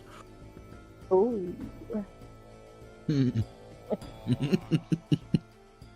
While he's doing that, I'm already walking up to like the first artifact, and I'm literally already halfway through dismantling it. Oh my god. Do I roll? Wait a second before you touch any of the things. As it's all really mental.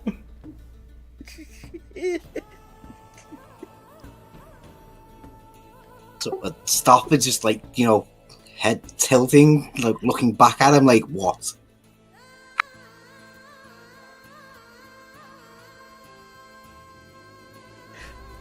Promise I'll put it all back together. Are you in the process of putting it back together? As your hands are already moving, with like the impulsive reflex of someone who you just know the world through dismantling things. I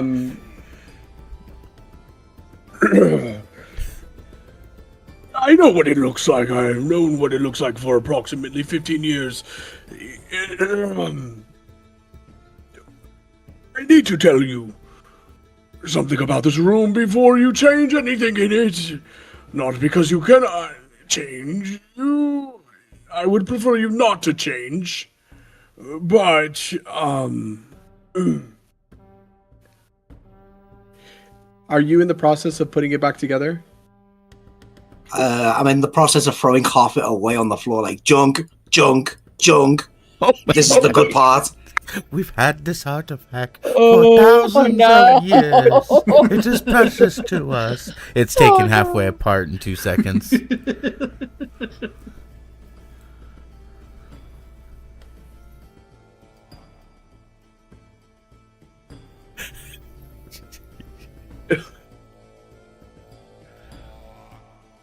Trust me, I am going to dismantle half of the stuff in here, and it's going to all be used in components. Oh my god. You're gonna get us kicked out. Hands off, bro. Or I should point out, so I have technically dismantled it, but I haven't dismantled the part that's the actual artifact.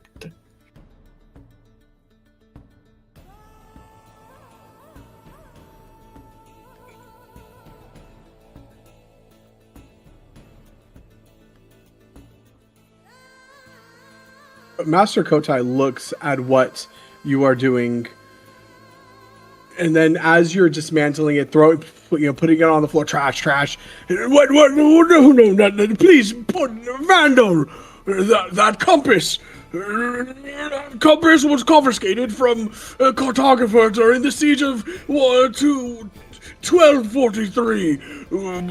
We don't know what it points to. We've been trying to determine what it points to for 173 years. Brother Osef spent 40 years on that specific question and died without an answer. I'm going to roll an Arcana and try and decipher what it is. Okay. And he's going to continue on. Oh my gosh. Nice roll. The casing, that is, you have opened the casing. No one has opened the casing. We discussed opening the casing for 60 years before we decided the risk of contaminating the internal mechanism was too great, and Brother Osif, specifically in his will, Vandal in his written will, requested that the casing remain, and you have opened it in approximately 45 seconds. Someone get this guy a medic.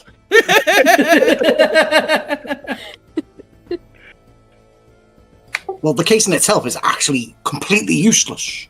It's the device on the inside that's actually, the part that you want.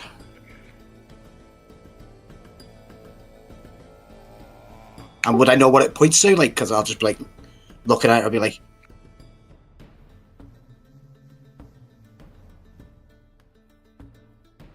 Yes, the compass is not a compass. The housing was built to look like one deliberately by someone who understood that the best way to conceal what a thing is to make it look like something familiar and slightly less interesting. The casing is beautifully made worked bronze with a glass face sized and weighted to sit in a navigator's hand with the specific comfort of a compass. The needle on the compass it appears to be lodged in a spinning housing, the way compass needles are lodged. However, the needle is not a needle. It is a sliver of something that your Arcana knowledge identifies with cold certainty as crystallized planar membrane, a fragment of the literal boundary between two planes. Physical matter formed at the point where one plane presses against another with sufficient force and duration that the boundary itself solidifies. So, a portal finder. Yes.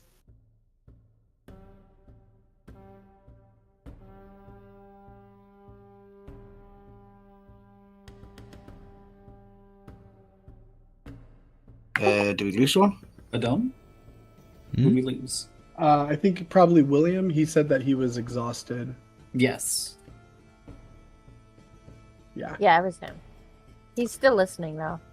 So, Okay. after giving him a bit of a heart attack, I sort of explained to him, it's a device that sort of aligns towards nearby portals between the planes. Ideal for probably, if I had to guess, probably looking for ley lines.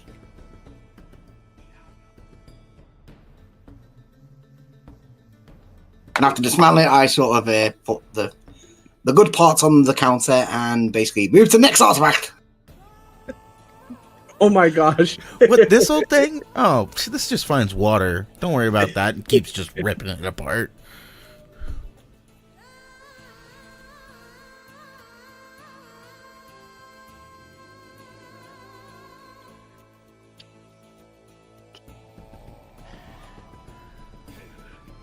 William, if you need to go, brother, we understand. Please do not feel bad about it. We know that you got a heavy shift, man. Yeah, he turned the computer off, but he's gonna listen on his phone in bed. Cool. Okay.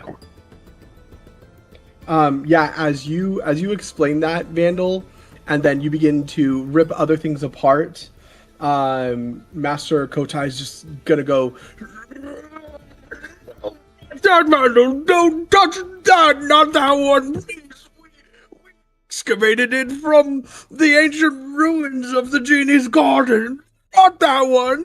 And he's going to grab at his tusks as his head is shaking violently, as he's just watching you begin to dismantle things that they have spent decades putting together.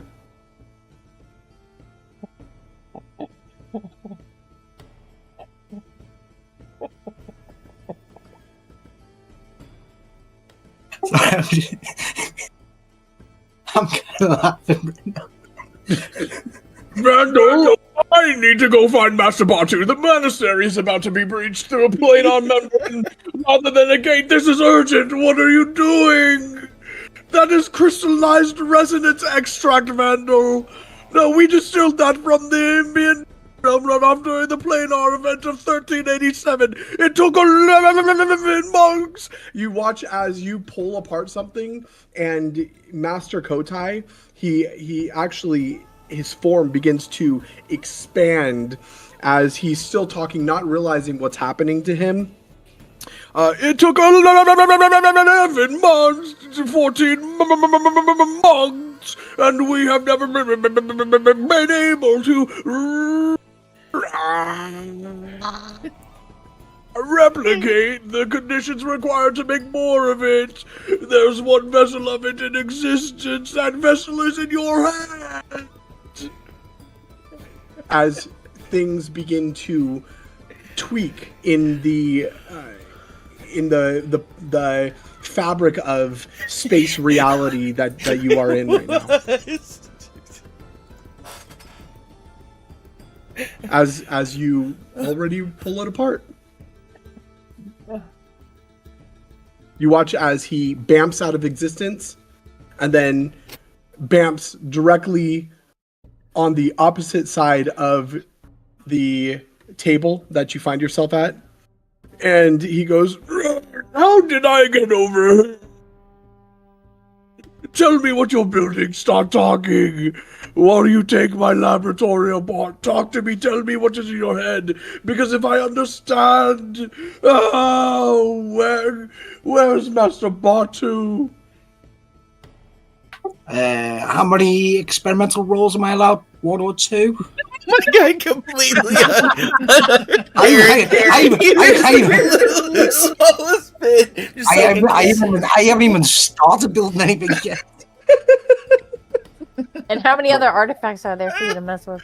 Oh, there's literally probably about 200 something artifacts, 300 something artifacts that are here on these tables. Oh, Oh, chaos! Vandal's on Chaos vacation. Gremlin is just like a light. It's just not even. Oh God.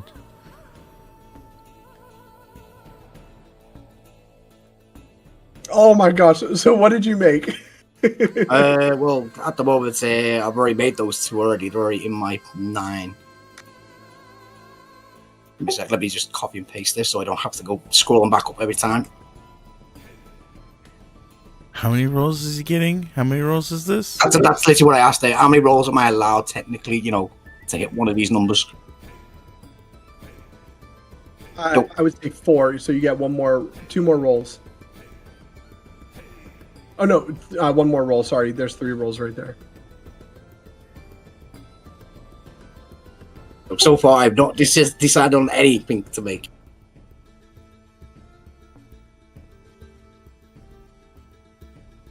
Gonna take it all apart and be like, it's all garbage. Throw it on the ground. Right?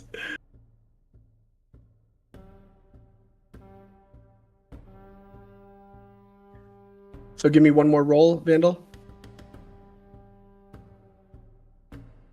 6. What was 6? There you go, 6.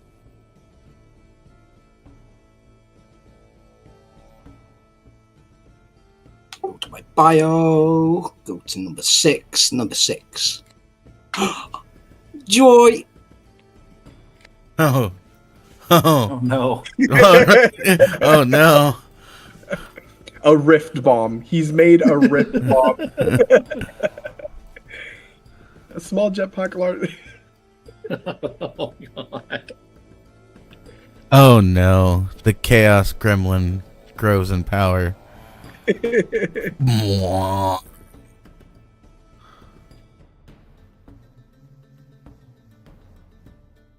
Neat.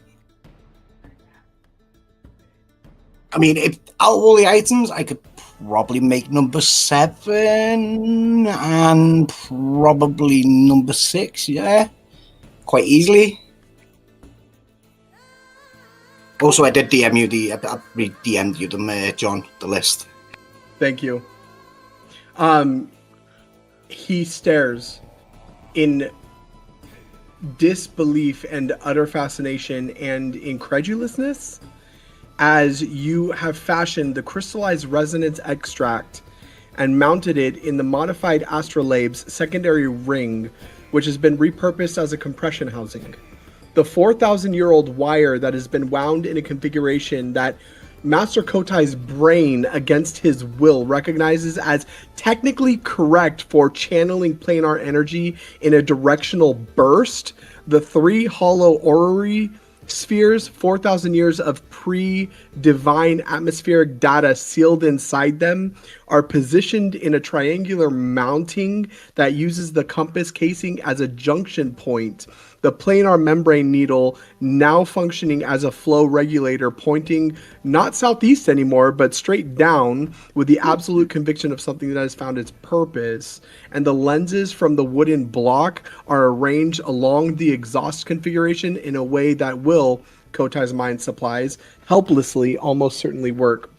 And it's held together in several places with what appears to be the cord that was tying the ancient document bundles on the third shelf from the left. And he's looking at you as he just plops down on the floor, and he sits there for a moment in his very large, very overwhelmed elephant body. I need you to understand something, he says from the floor. and his voice is extraordinarily calm. The secondary ring of that astrolabe took me 17 years to calibrate. The wire you have wound there is older than the current arrangement of the gods. The spheres contain atmospheric data from a planar configuration that has not existed for 1,000 years, and we did not know they were hollow until 11 minutes ago, Vandal. You've made a jetpack from artifacts in 11 minutes in my laboratory. It would have been 5 minutes, but you were ranting on.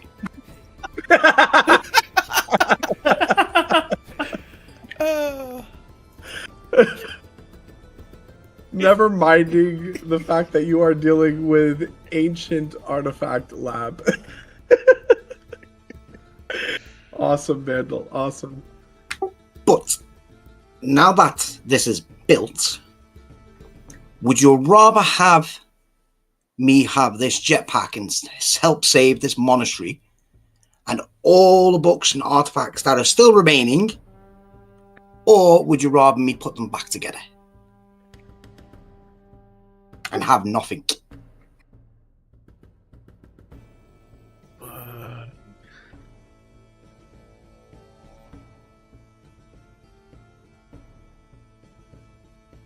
He looks at you, completely dumbfounded. He stops,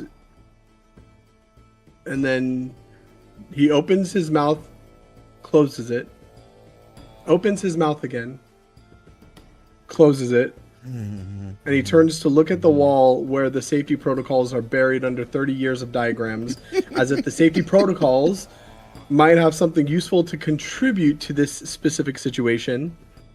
They do not. He wrote them himself, and he knows for a fact that none of them account for this specific scenario, Vandal. Because when he wrote them, he did not consider this a possible scenario. He turns back. That, he says, and he stops. What you just said is one of the most irritating sentences anyone has ever said to me in 60 years of scholarship. Because it is completely correct. I want you to know, Vandal, I had a whole morning planned, documents cross-referencing the very satisfying academic process of taking Ophidion's information, matching it against 6 centuries of archival material, and arriving at conclusions through proper methodology of scholarship, which involves sitting down and reading things and not building experimental flight apparatuses from irreplaceable artifacts. He pulls the binding tight of his robe. That was a good morning. That was a morning I was looking forward to. Instead, I'm on the floor of my laboratory reinforcing a jetpack made from a 173-year-old compass and 3 hollow spheres that I did not know were hollow until 11 minutes ago. And the cord situation, I cannot even discuss the cord situation. The cord was not cord. It was history you used as cord. But the compass identified a planar breach point at our eastern wall. So I thank you for that.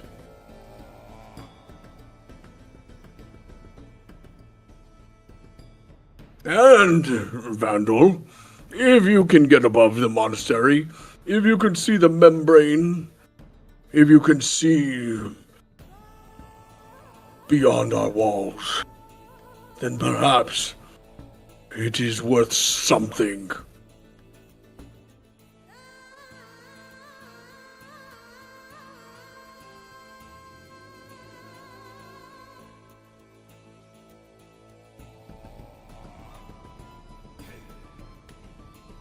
I'm just wondering now, do I test said jetpack and see if it blows up or not?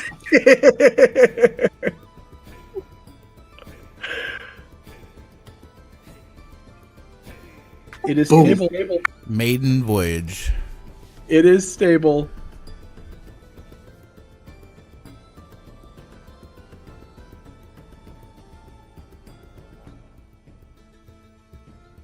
So I mean, what you had before was based on like Boots of Flight or something like that, Yeah, right? that's the original. So that's the original. So what should I modify that to?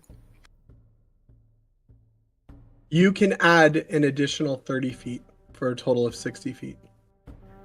So it is officially a flying cloak, Yes. not flying boots.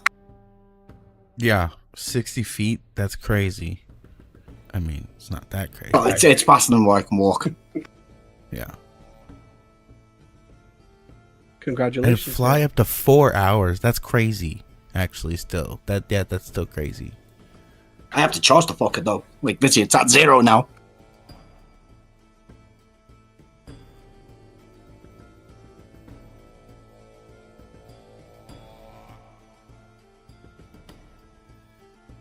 And with that, Vandal, we're going to move on to Nyx. Nyx, what are you doing?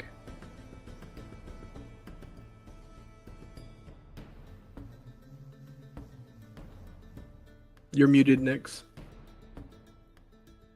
Oh, bathroom. Oh, gotcha. All right.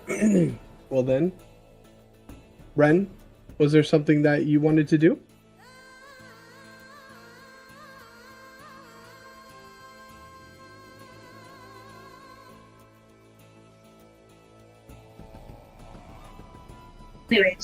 I'm here, I swear. Sorry. I couldn't get to unmute. Last meal, I would like a steak, potatoes, and was that our requests? Yeah. Anything else? No, what are you doing? Just mentally preparing. Okay. She's kind of in a meditation state. Okay. Kind of because she's half listening to what's going on around her. Gotcha. So you're just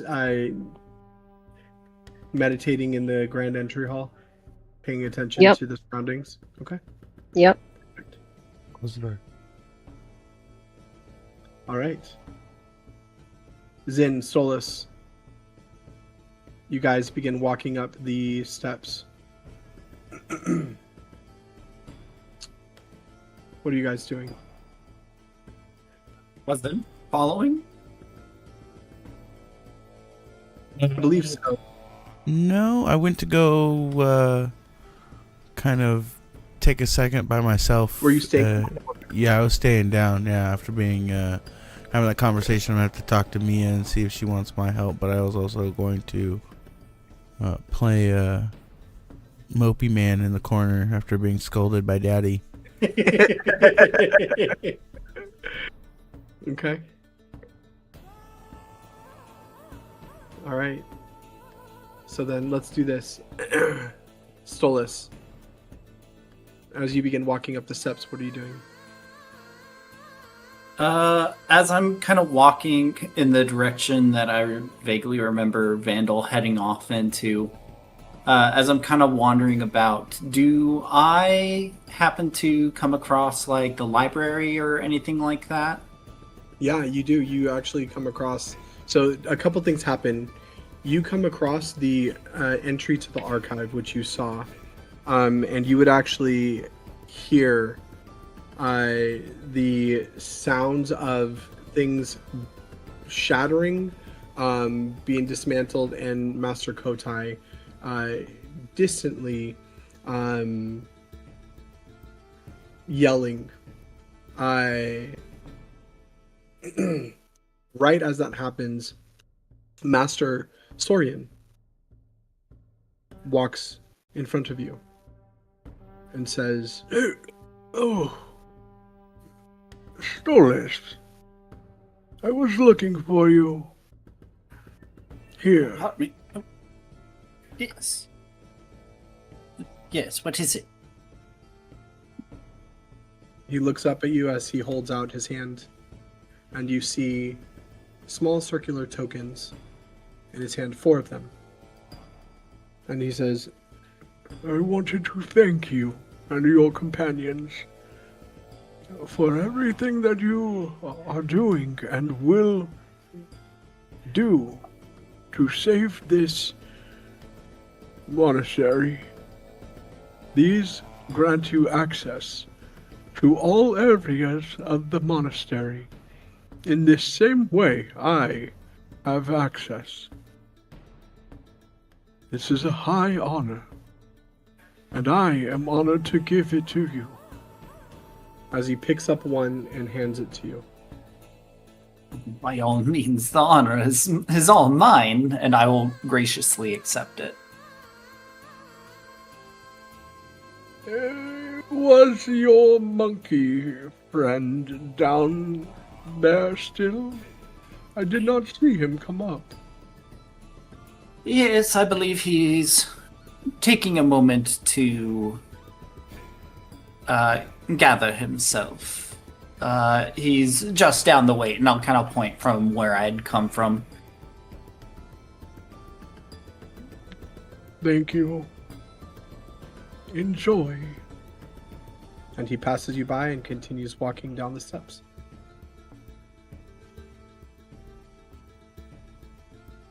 Alright.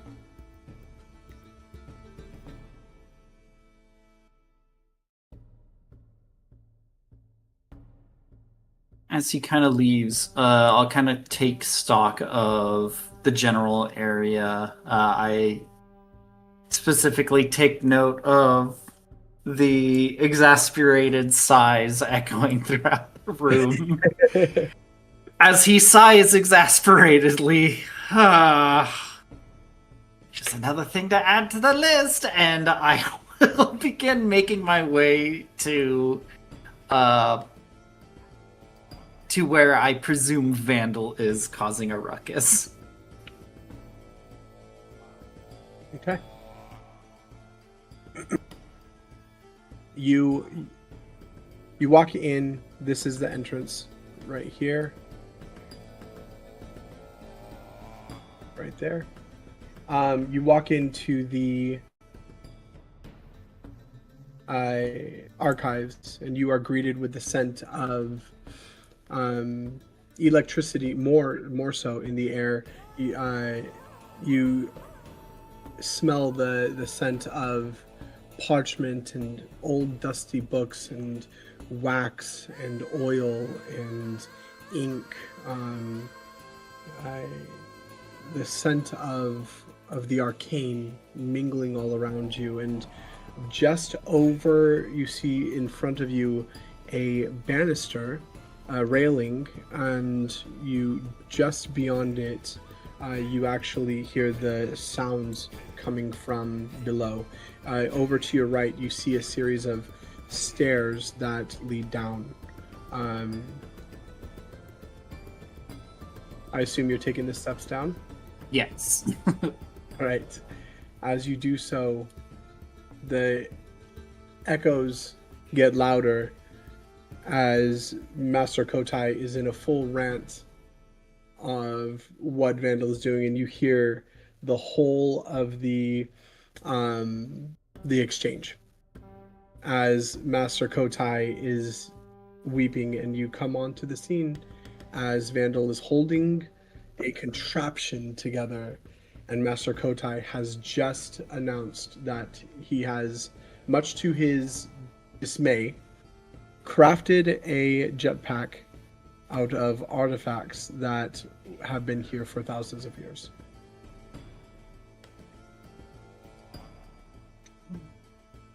Vandal, you look over just to your left, and you see Stolas walk in. As you are proudly holding the contraption, the jetpack that you've built.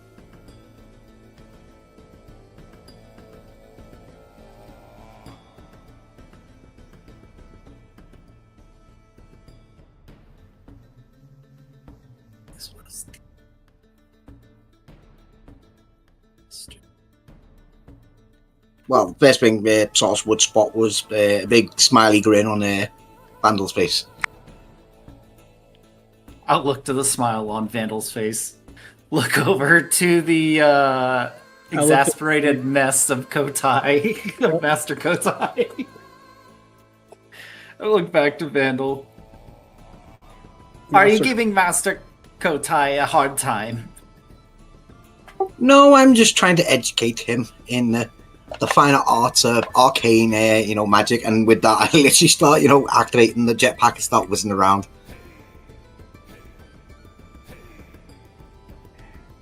Probably blowing a few scrolls off the table as well.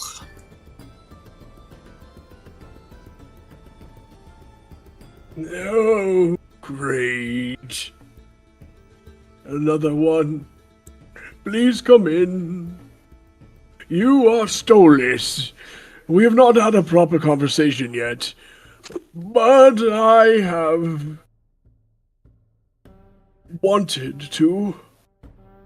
You as... Oh, Vandal, please stop! You're blowing... As Vandal whizzes by, I need Vandal to give me a wisdom save.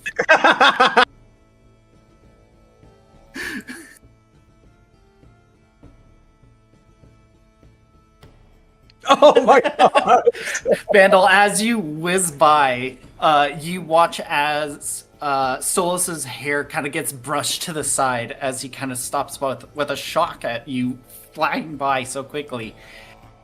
And then you see these 3 bright lights begin to form around you as they form up into the shape of 3 swords as you feel your entire body lock up as you come under the effects of Astral Bind, aka Hold Person. And you come crashing and sliding to the ground.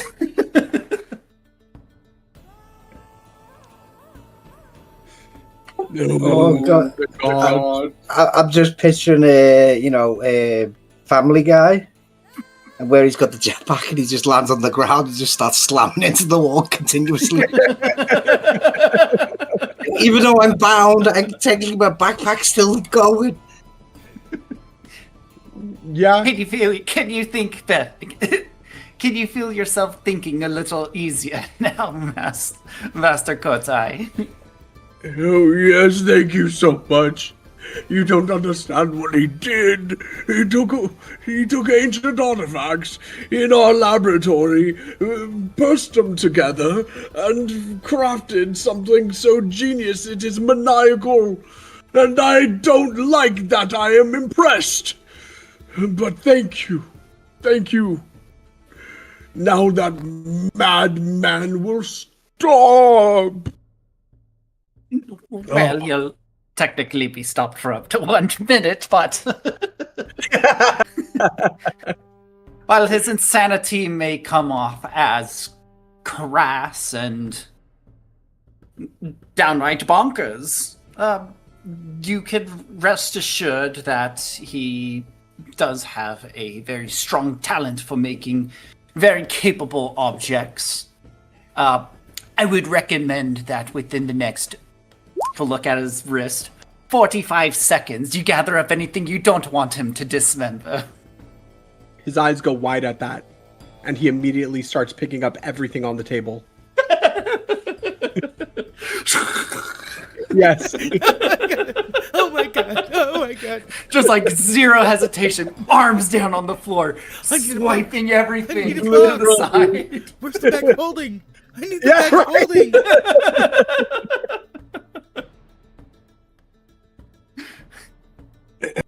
He does. He spends the next 45 minutes picking up everything. 45 seconds, but Or the whole 45 person seconds. eventually wears off. Yeah.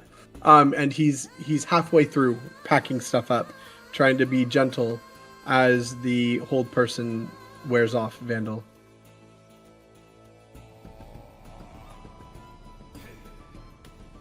What was that for? Well, you clearly had Master Kotai in a bit of a hysteric mess. You nearly flew past me and hit me, and you disrupted my hair. let's take that apart right now. So, first of all the objects that I have dismantled can be put back together in the same proper context that it was made from. Secondly, I almost bumped into you. Didn't bump into you. Did you die? Secondly, But did you die? your hair, it's really bad. Wait, what was that last bit? Nothing. No, above table. I literally did not hear. He said Only your above hair. table. You don't get to know in game. Go ahead, Vandal. I said your hair looks awful anyway. For some reason, I feel like I should be extremely offended right now.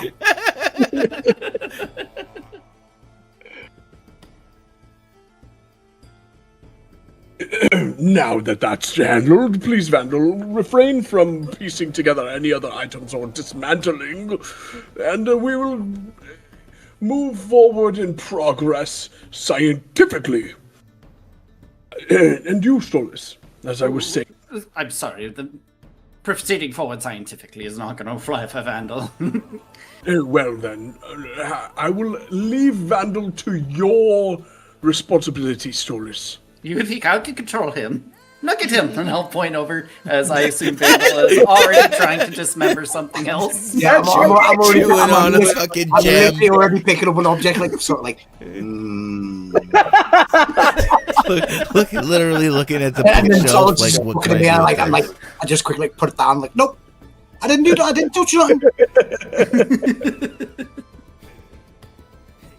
You see fragmented resonance structures. You see, a whole lot of different items that are planar, extraplanar, that are used in energy relocation. Sleight of hand. No, Vandal, don't touch that! Not that! The natural one is just, it's so perfect. Because Right. he couldn't even try and hide it if he wanted to. He's just like, ooh, piece of candy. You are a kid in a candy shop. However, you asked Ophidia about the Void Shard in a way that I found extraordinarily interesting, and I had 17 follow-up questions that the council format did not permit me to ask. Please, come, Solus. Master Cook walks around as he's saying this, and he's going to go over to Vandal and gently, as you pick something up, he's going to place his elephant paw on yours, and he's going to gently push your hand back down, Vandal, and he's going to look at you and wait for you to let it go.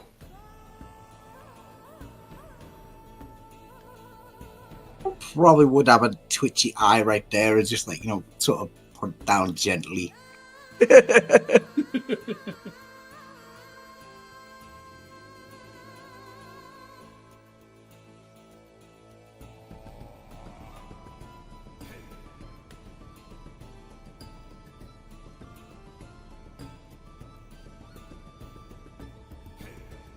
He gonna take your key card away from you, Vandal. I didn't have one. I didn't get one. You're not getting one. I'll give everybody in the party one, other than that shifty chaos gremlin Venlo. Oh my gosh. Master Kotai looks at you and says,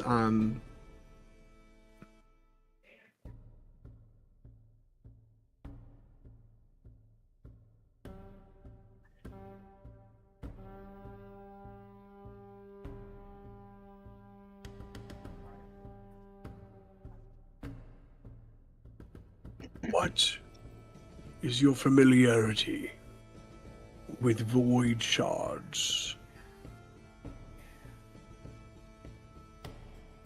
Can't say I know all too much more than, anyone else who has picked up any sort of book, but I know that there are, as was mentioned in the meeting, 7, and I have a hunch that I know where one other one is, but it requires additional follow-up, which of course requires time, which is down the list, and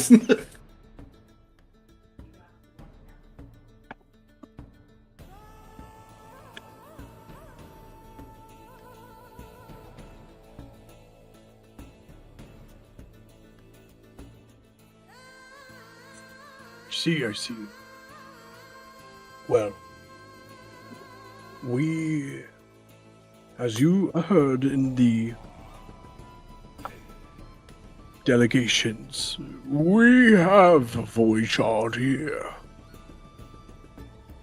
Would you like to see it?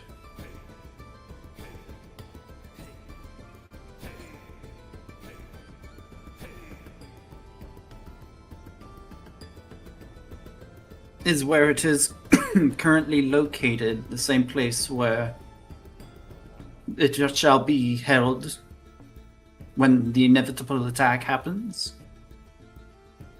Yes. I see, then it should probably be best to give that place a thorough inspection. Make sure there's no cracks or any way that someone could slip through, but I would agree. And Vandal, I assume and would request you to also be present for this.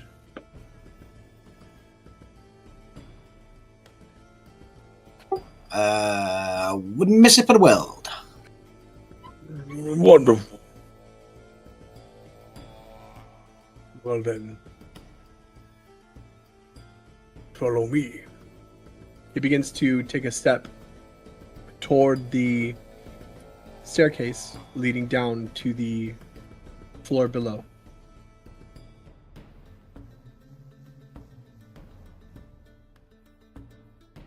Do you guys follow?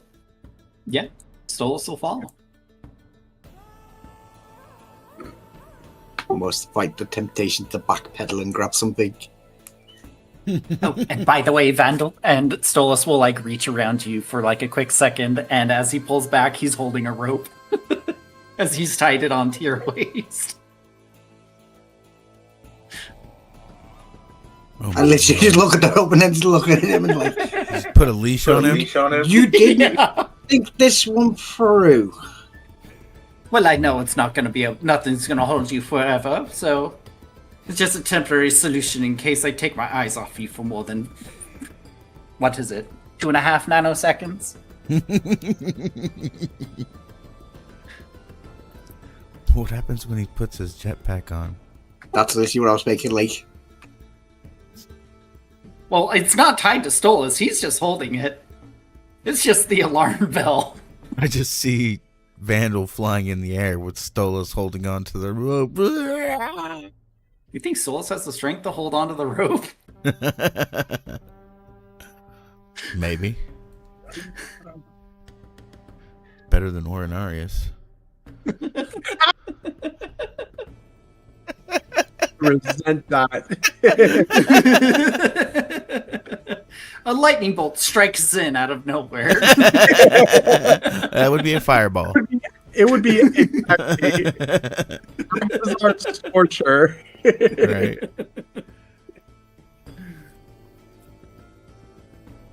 Shiny weapons and armor. He takes you to the 3rd floor as you guys continue following in suit. As the steps come to the final landing, he tells you, you see these 2 large daises that are rotating cylinders with what looks to be a gold ring, thin, wrapped around it, that is currently whirling and whirring, making a whirring sound. He asks for the two of you to stand in between the two large cylinders right here.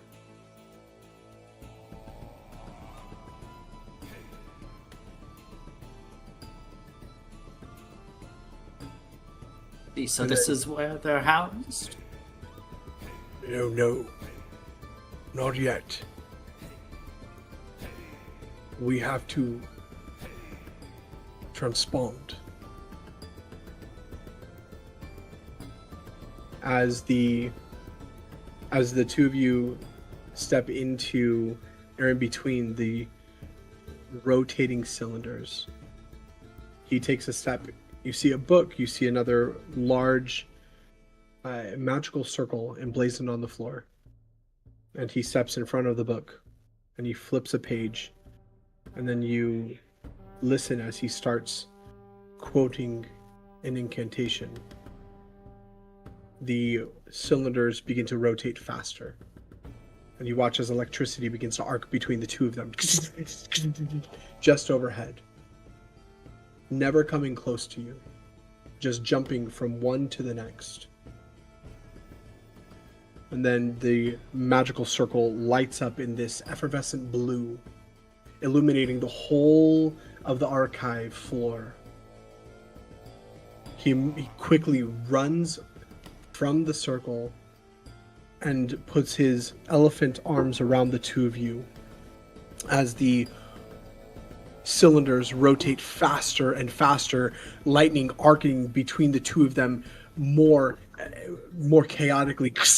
You hear the sounds of the lightning crashing into each other, into the cylinders. And then suddenly, you feel this surge of energy rush through your body.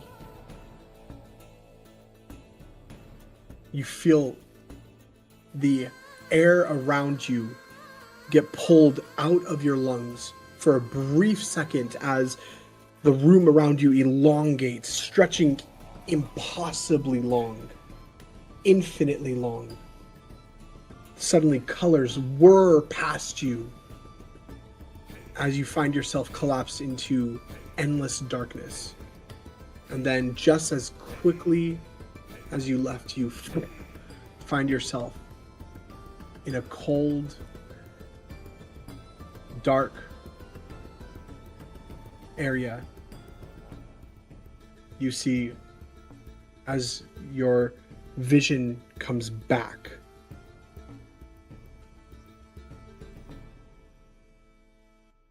you find yourself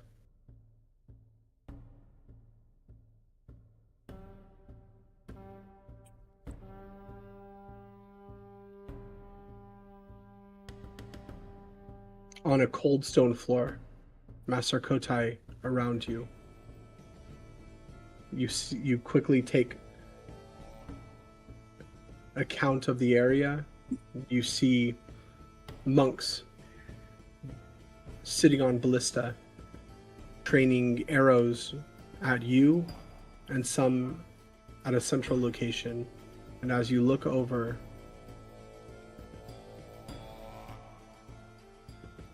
you see a large void shard on a central pedestal hanging over what appears to be an endless dark chasm below. And Vandal, as you look at this stone, it is familiar.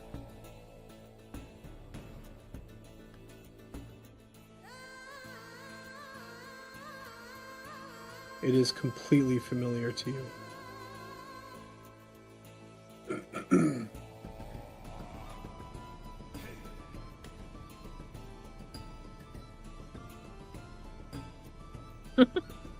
Oh.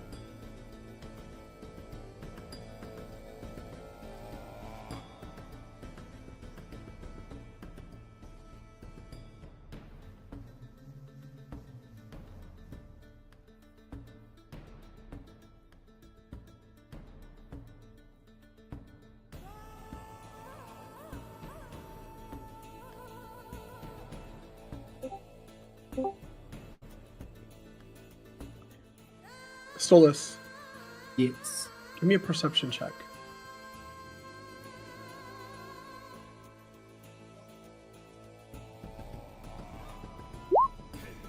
That's a natural 1 Oh, for a total of 10. makes sense. Okay. I was just gonna say, don't do it. It's a trap. Because like as soon as we bounced out, Stolas is all ruffled. He's like, "Oh, what a rush!" I mean, technically, I could roll against that. You could if you want to. Stolas gets trampled by. Oh my gosh, Lady Palatina. I forgot her name.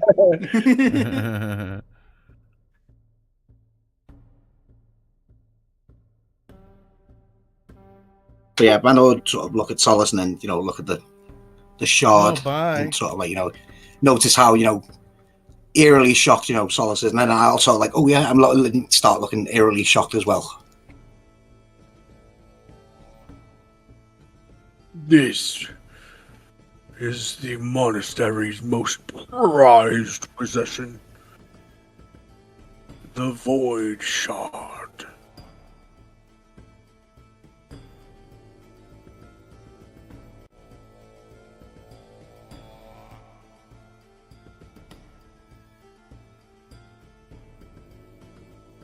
And with that, Zin, back in the Hall of Echoes, as you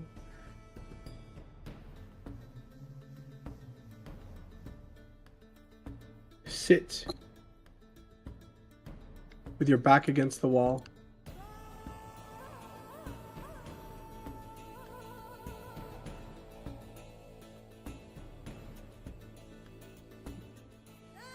what are you doing?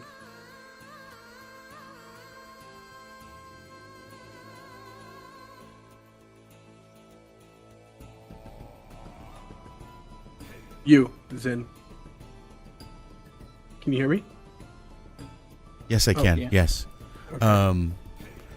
So Zen took a second to himself, sulking a little bit after feeling emotional, vindicated, but also like maybe we did make a bad decision. Who knows? I actually want to follow up with Mia and find out which way she ended up going and seeing if she's gonna reach out to Valestra or what are we gonna do now? Because I kind of got her into that mess. I feel a little bad that I was kind of talking with her about the whole situation the whole time. So yeah, I'm gonna chase down, or not chase down, but I try and I get up and I look for meat. Okay, perfect. Yeah. As you run out and you start moving up the stairs, you quickly run into Grandmaster Sorian. And he goes, Oh, Zin, just who I was looking for. My boy, here. And he holds out his palm, and you see a few tokens in his palm, and he says, This is for you. You have all access to the whole of the monastery, wherever you would want to go, in the same way that I do. and he hands you a token. Thank you. I greatly appreciate it. I don't really know what you would have to offer to me, but let me square something away, and I will gladly take this as a gift. I appreciate that. And I take it, and I kind of turn and I'm a monkey on a mission. Yeah. With the problem on my sleeve. Absolutely. He bows to you, and you're on your way, running up the steps. Give me a survival check. With advantage. Survival check, okay.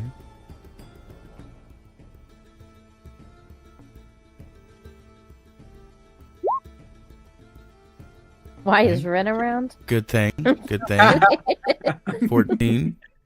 Yeah, you easily pick up on the scent, the very soft,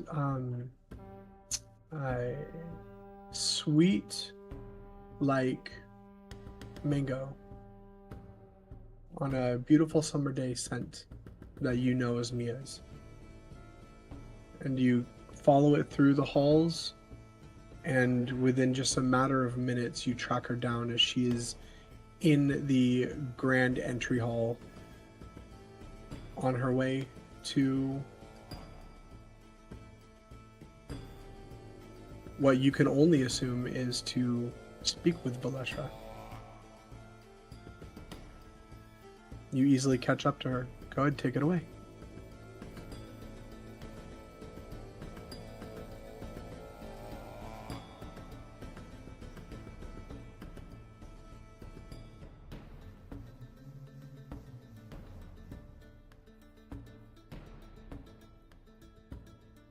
Sorry, you said where did we land at? Am I able to, or am I going with Mia? Yeah.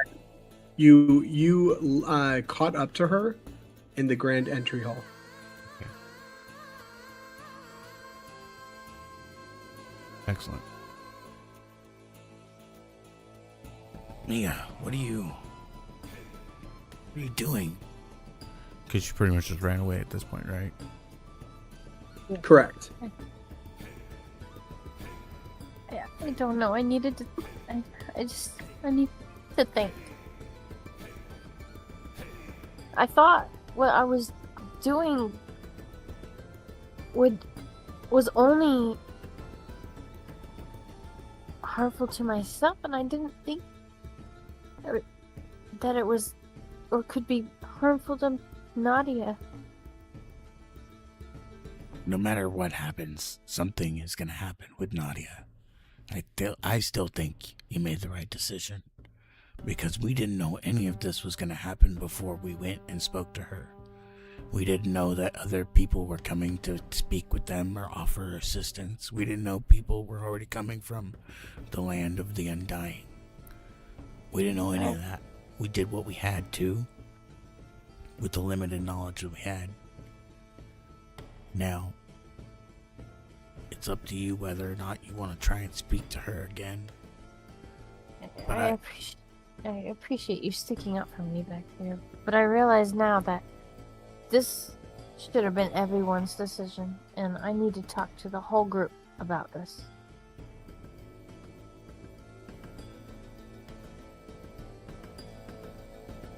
Specifically about Nadia's part in this, not about mine. Then I think maybe we should bring it to light to as many of the people as we can all at once. If you want, we can get William, Nick, Sirik, everybody together, and we can talk to them about it. And if they think we made the right decision, we don't contact her. If they think we made a bad decision, we plead and ask her if she'll stay out of it and leave Nadia alone. We can use the Sinning Stone to call them together. I fear that your contract that you made is pretty much binding. Unless, yeah. I know that the only way to change it would be to make it stronger. So then you're giving her 2 or 3 steps, and we get almost nothing in return. I know. That sounds like a bad plan, but I don't know. Whatever's best for Nadia, I will do.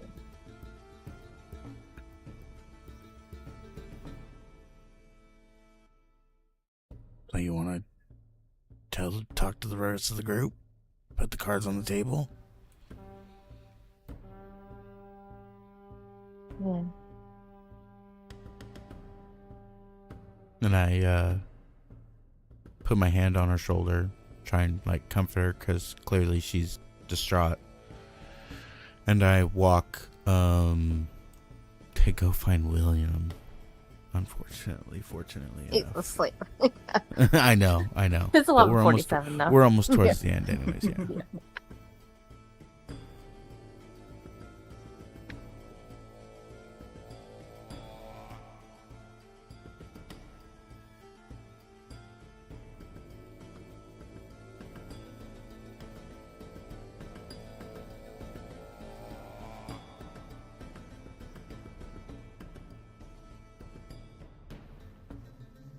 Yeah. Zin, as you begin to wander off, now in the process of trying to bring the party together to discuss a new development with Mia, to bring everyone up to speed. Mia, you stand in the grand entry hall, which is rarely empty. Sarek meditating, Ren meditating, Nyx journaling, William in the training yard, Stolas and Vandal looking at the monastery's void shard. Different threads woven into a single tapestry.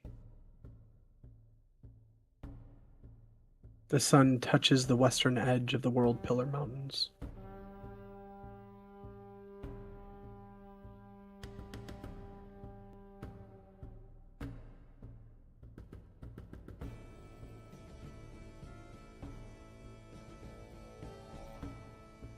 The weight of what is happening beating in each of your chests. So much to do, and it feels like so little time. And that, my friends, is where we will end tonight. What a session. Oh. Yes, that I got to break stuff. Oh my god, that was really great, all over the place. Vandal's little breakdown and just the total decimation of Master Kotai was just mwah. It was so good. Amazing. I want to say you guys did incredible tonight. So please add an inspiration onto your sheets, each of you. Ooh, Excellent. thank you. We need those.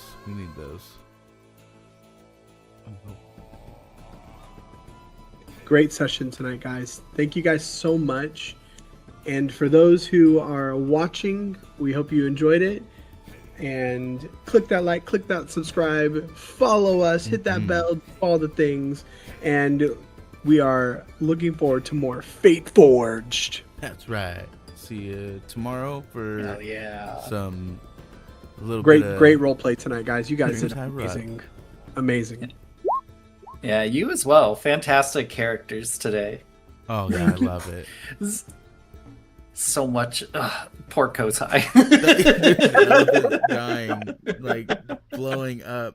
Is he expanding like a frog? What is that? Like what's going on? Oh my god.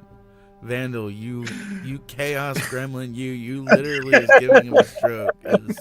Literally, dude, too good. I was honestly cracking up that whole time. I thought he was gonna pass out. Have a heart attack or something. Drowning. Oh my gosh. This is why they haven't taken you to the laboratory yet. They knew.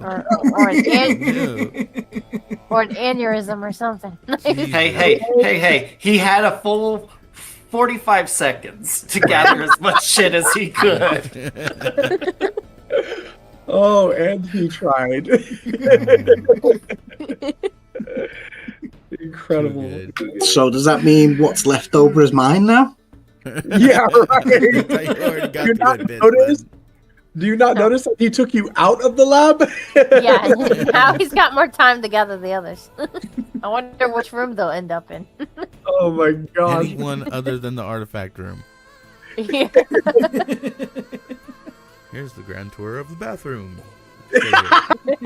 This is where you will be staying, hopefully, until this is over. He puts it in the ladies' bathroom, so he doesn't. I have a special laboratory for you, man. It's not a laboratory, it's a lavatory.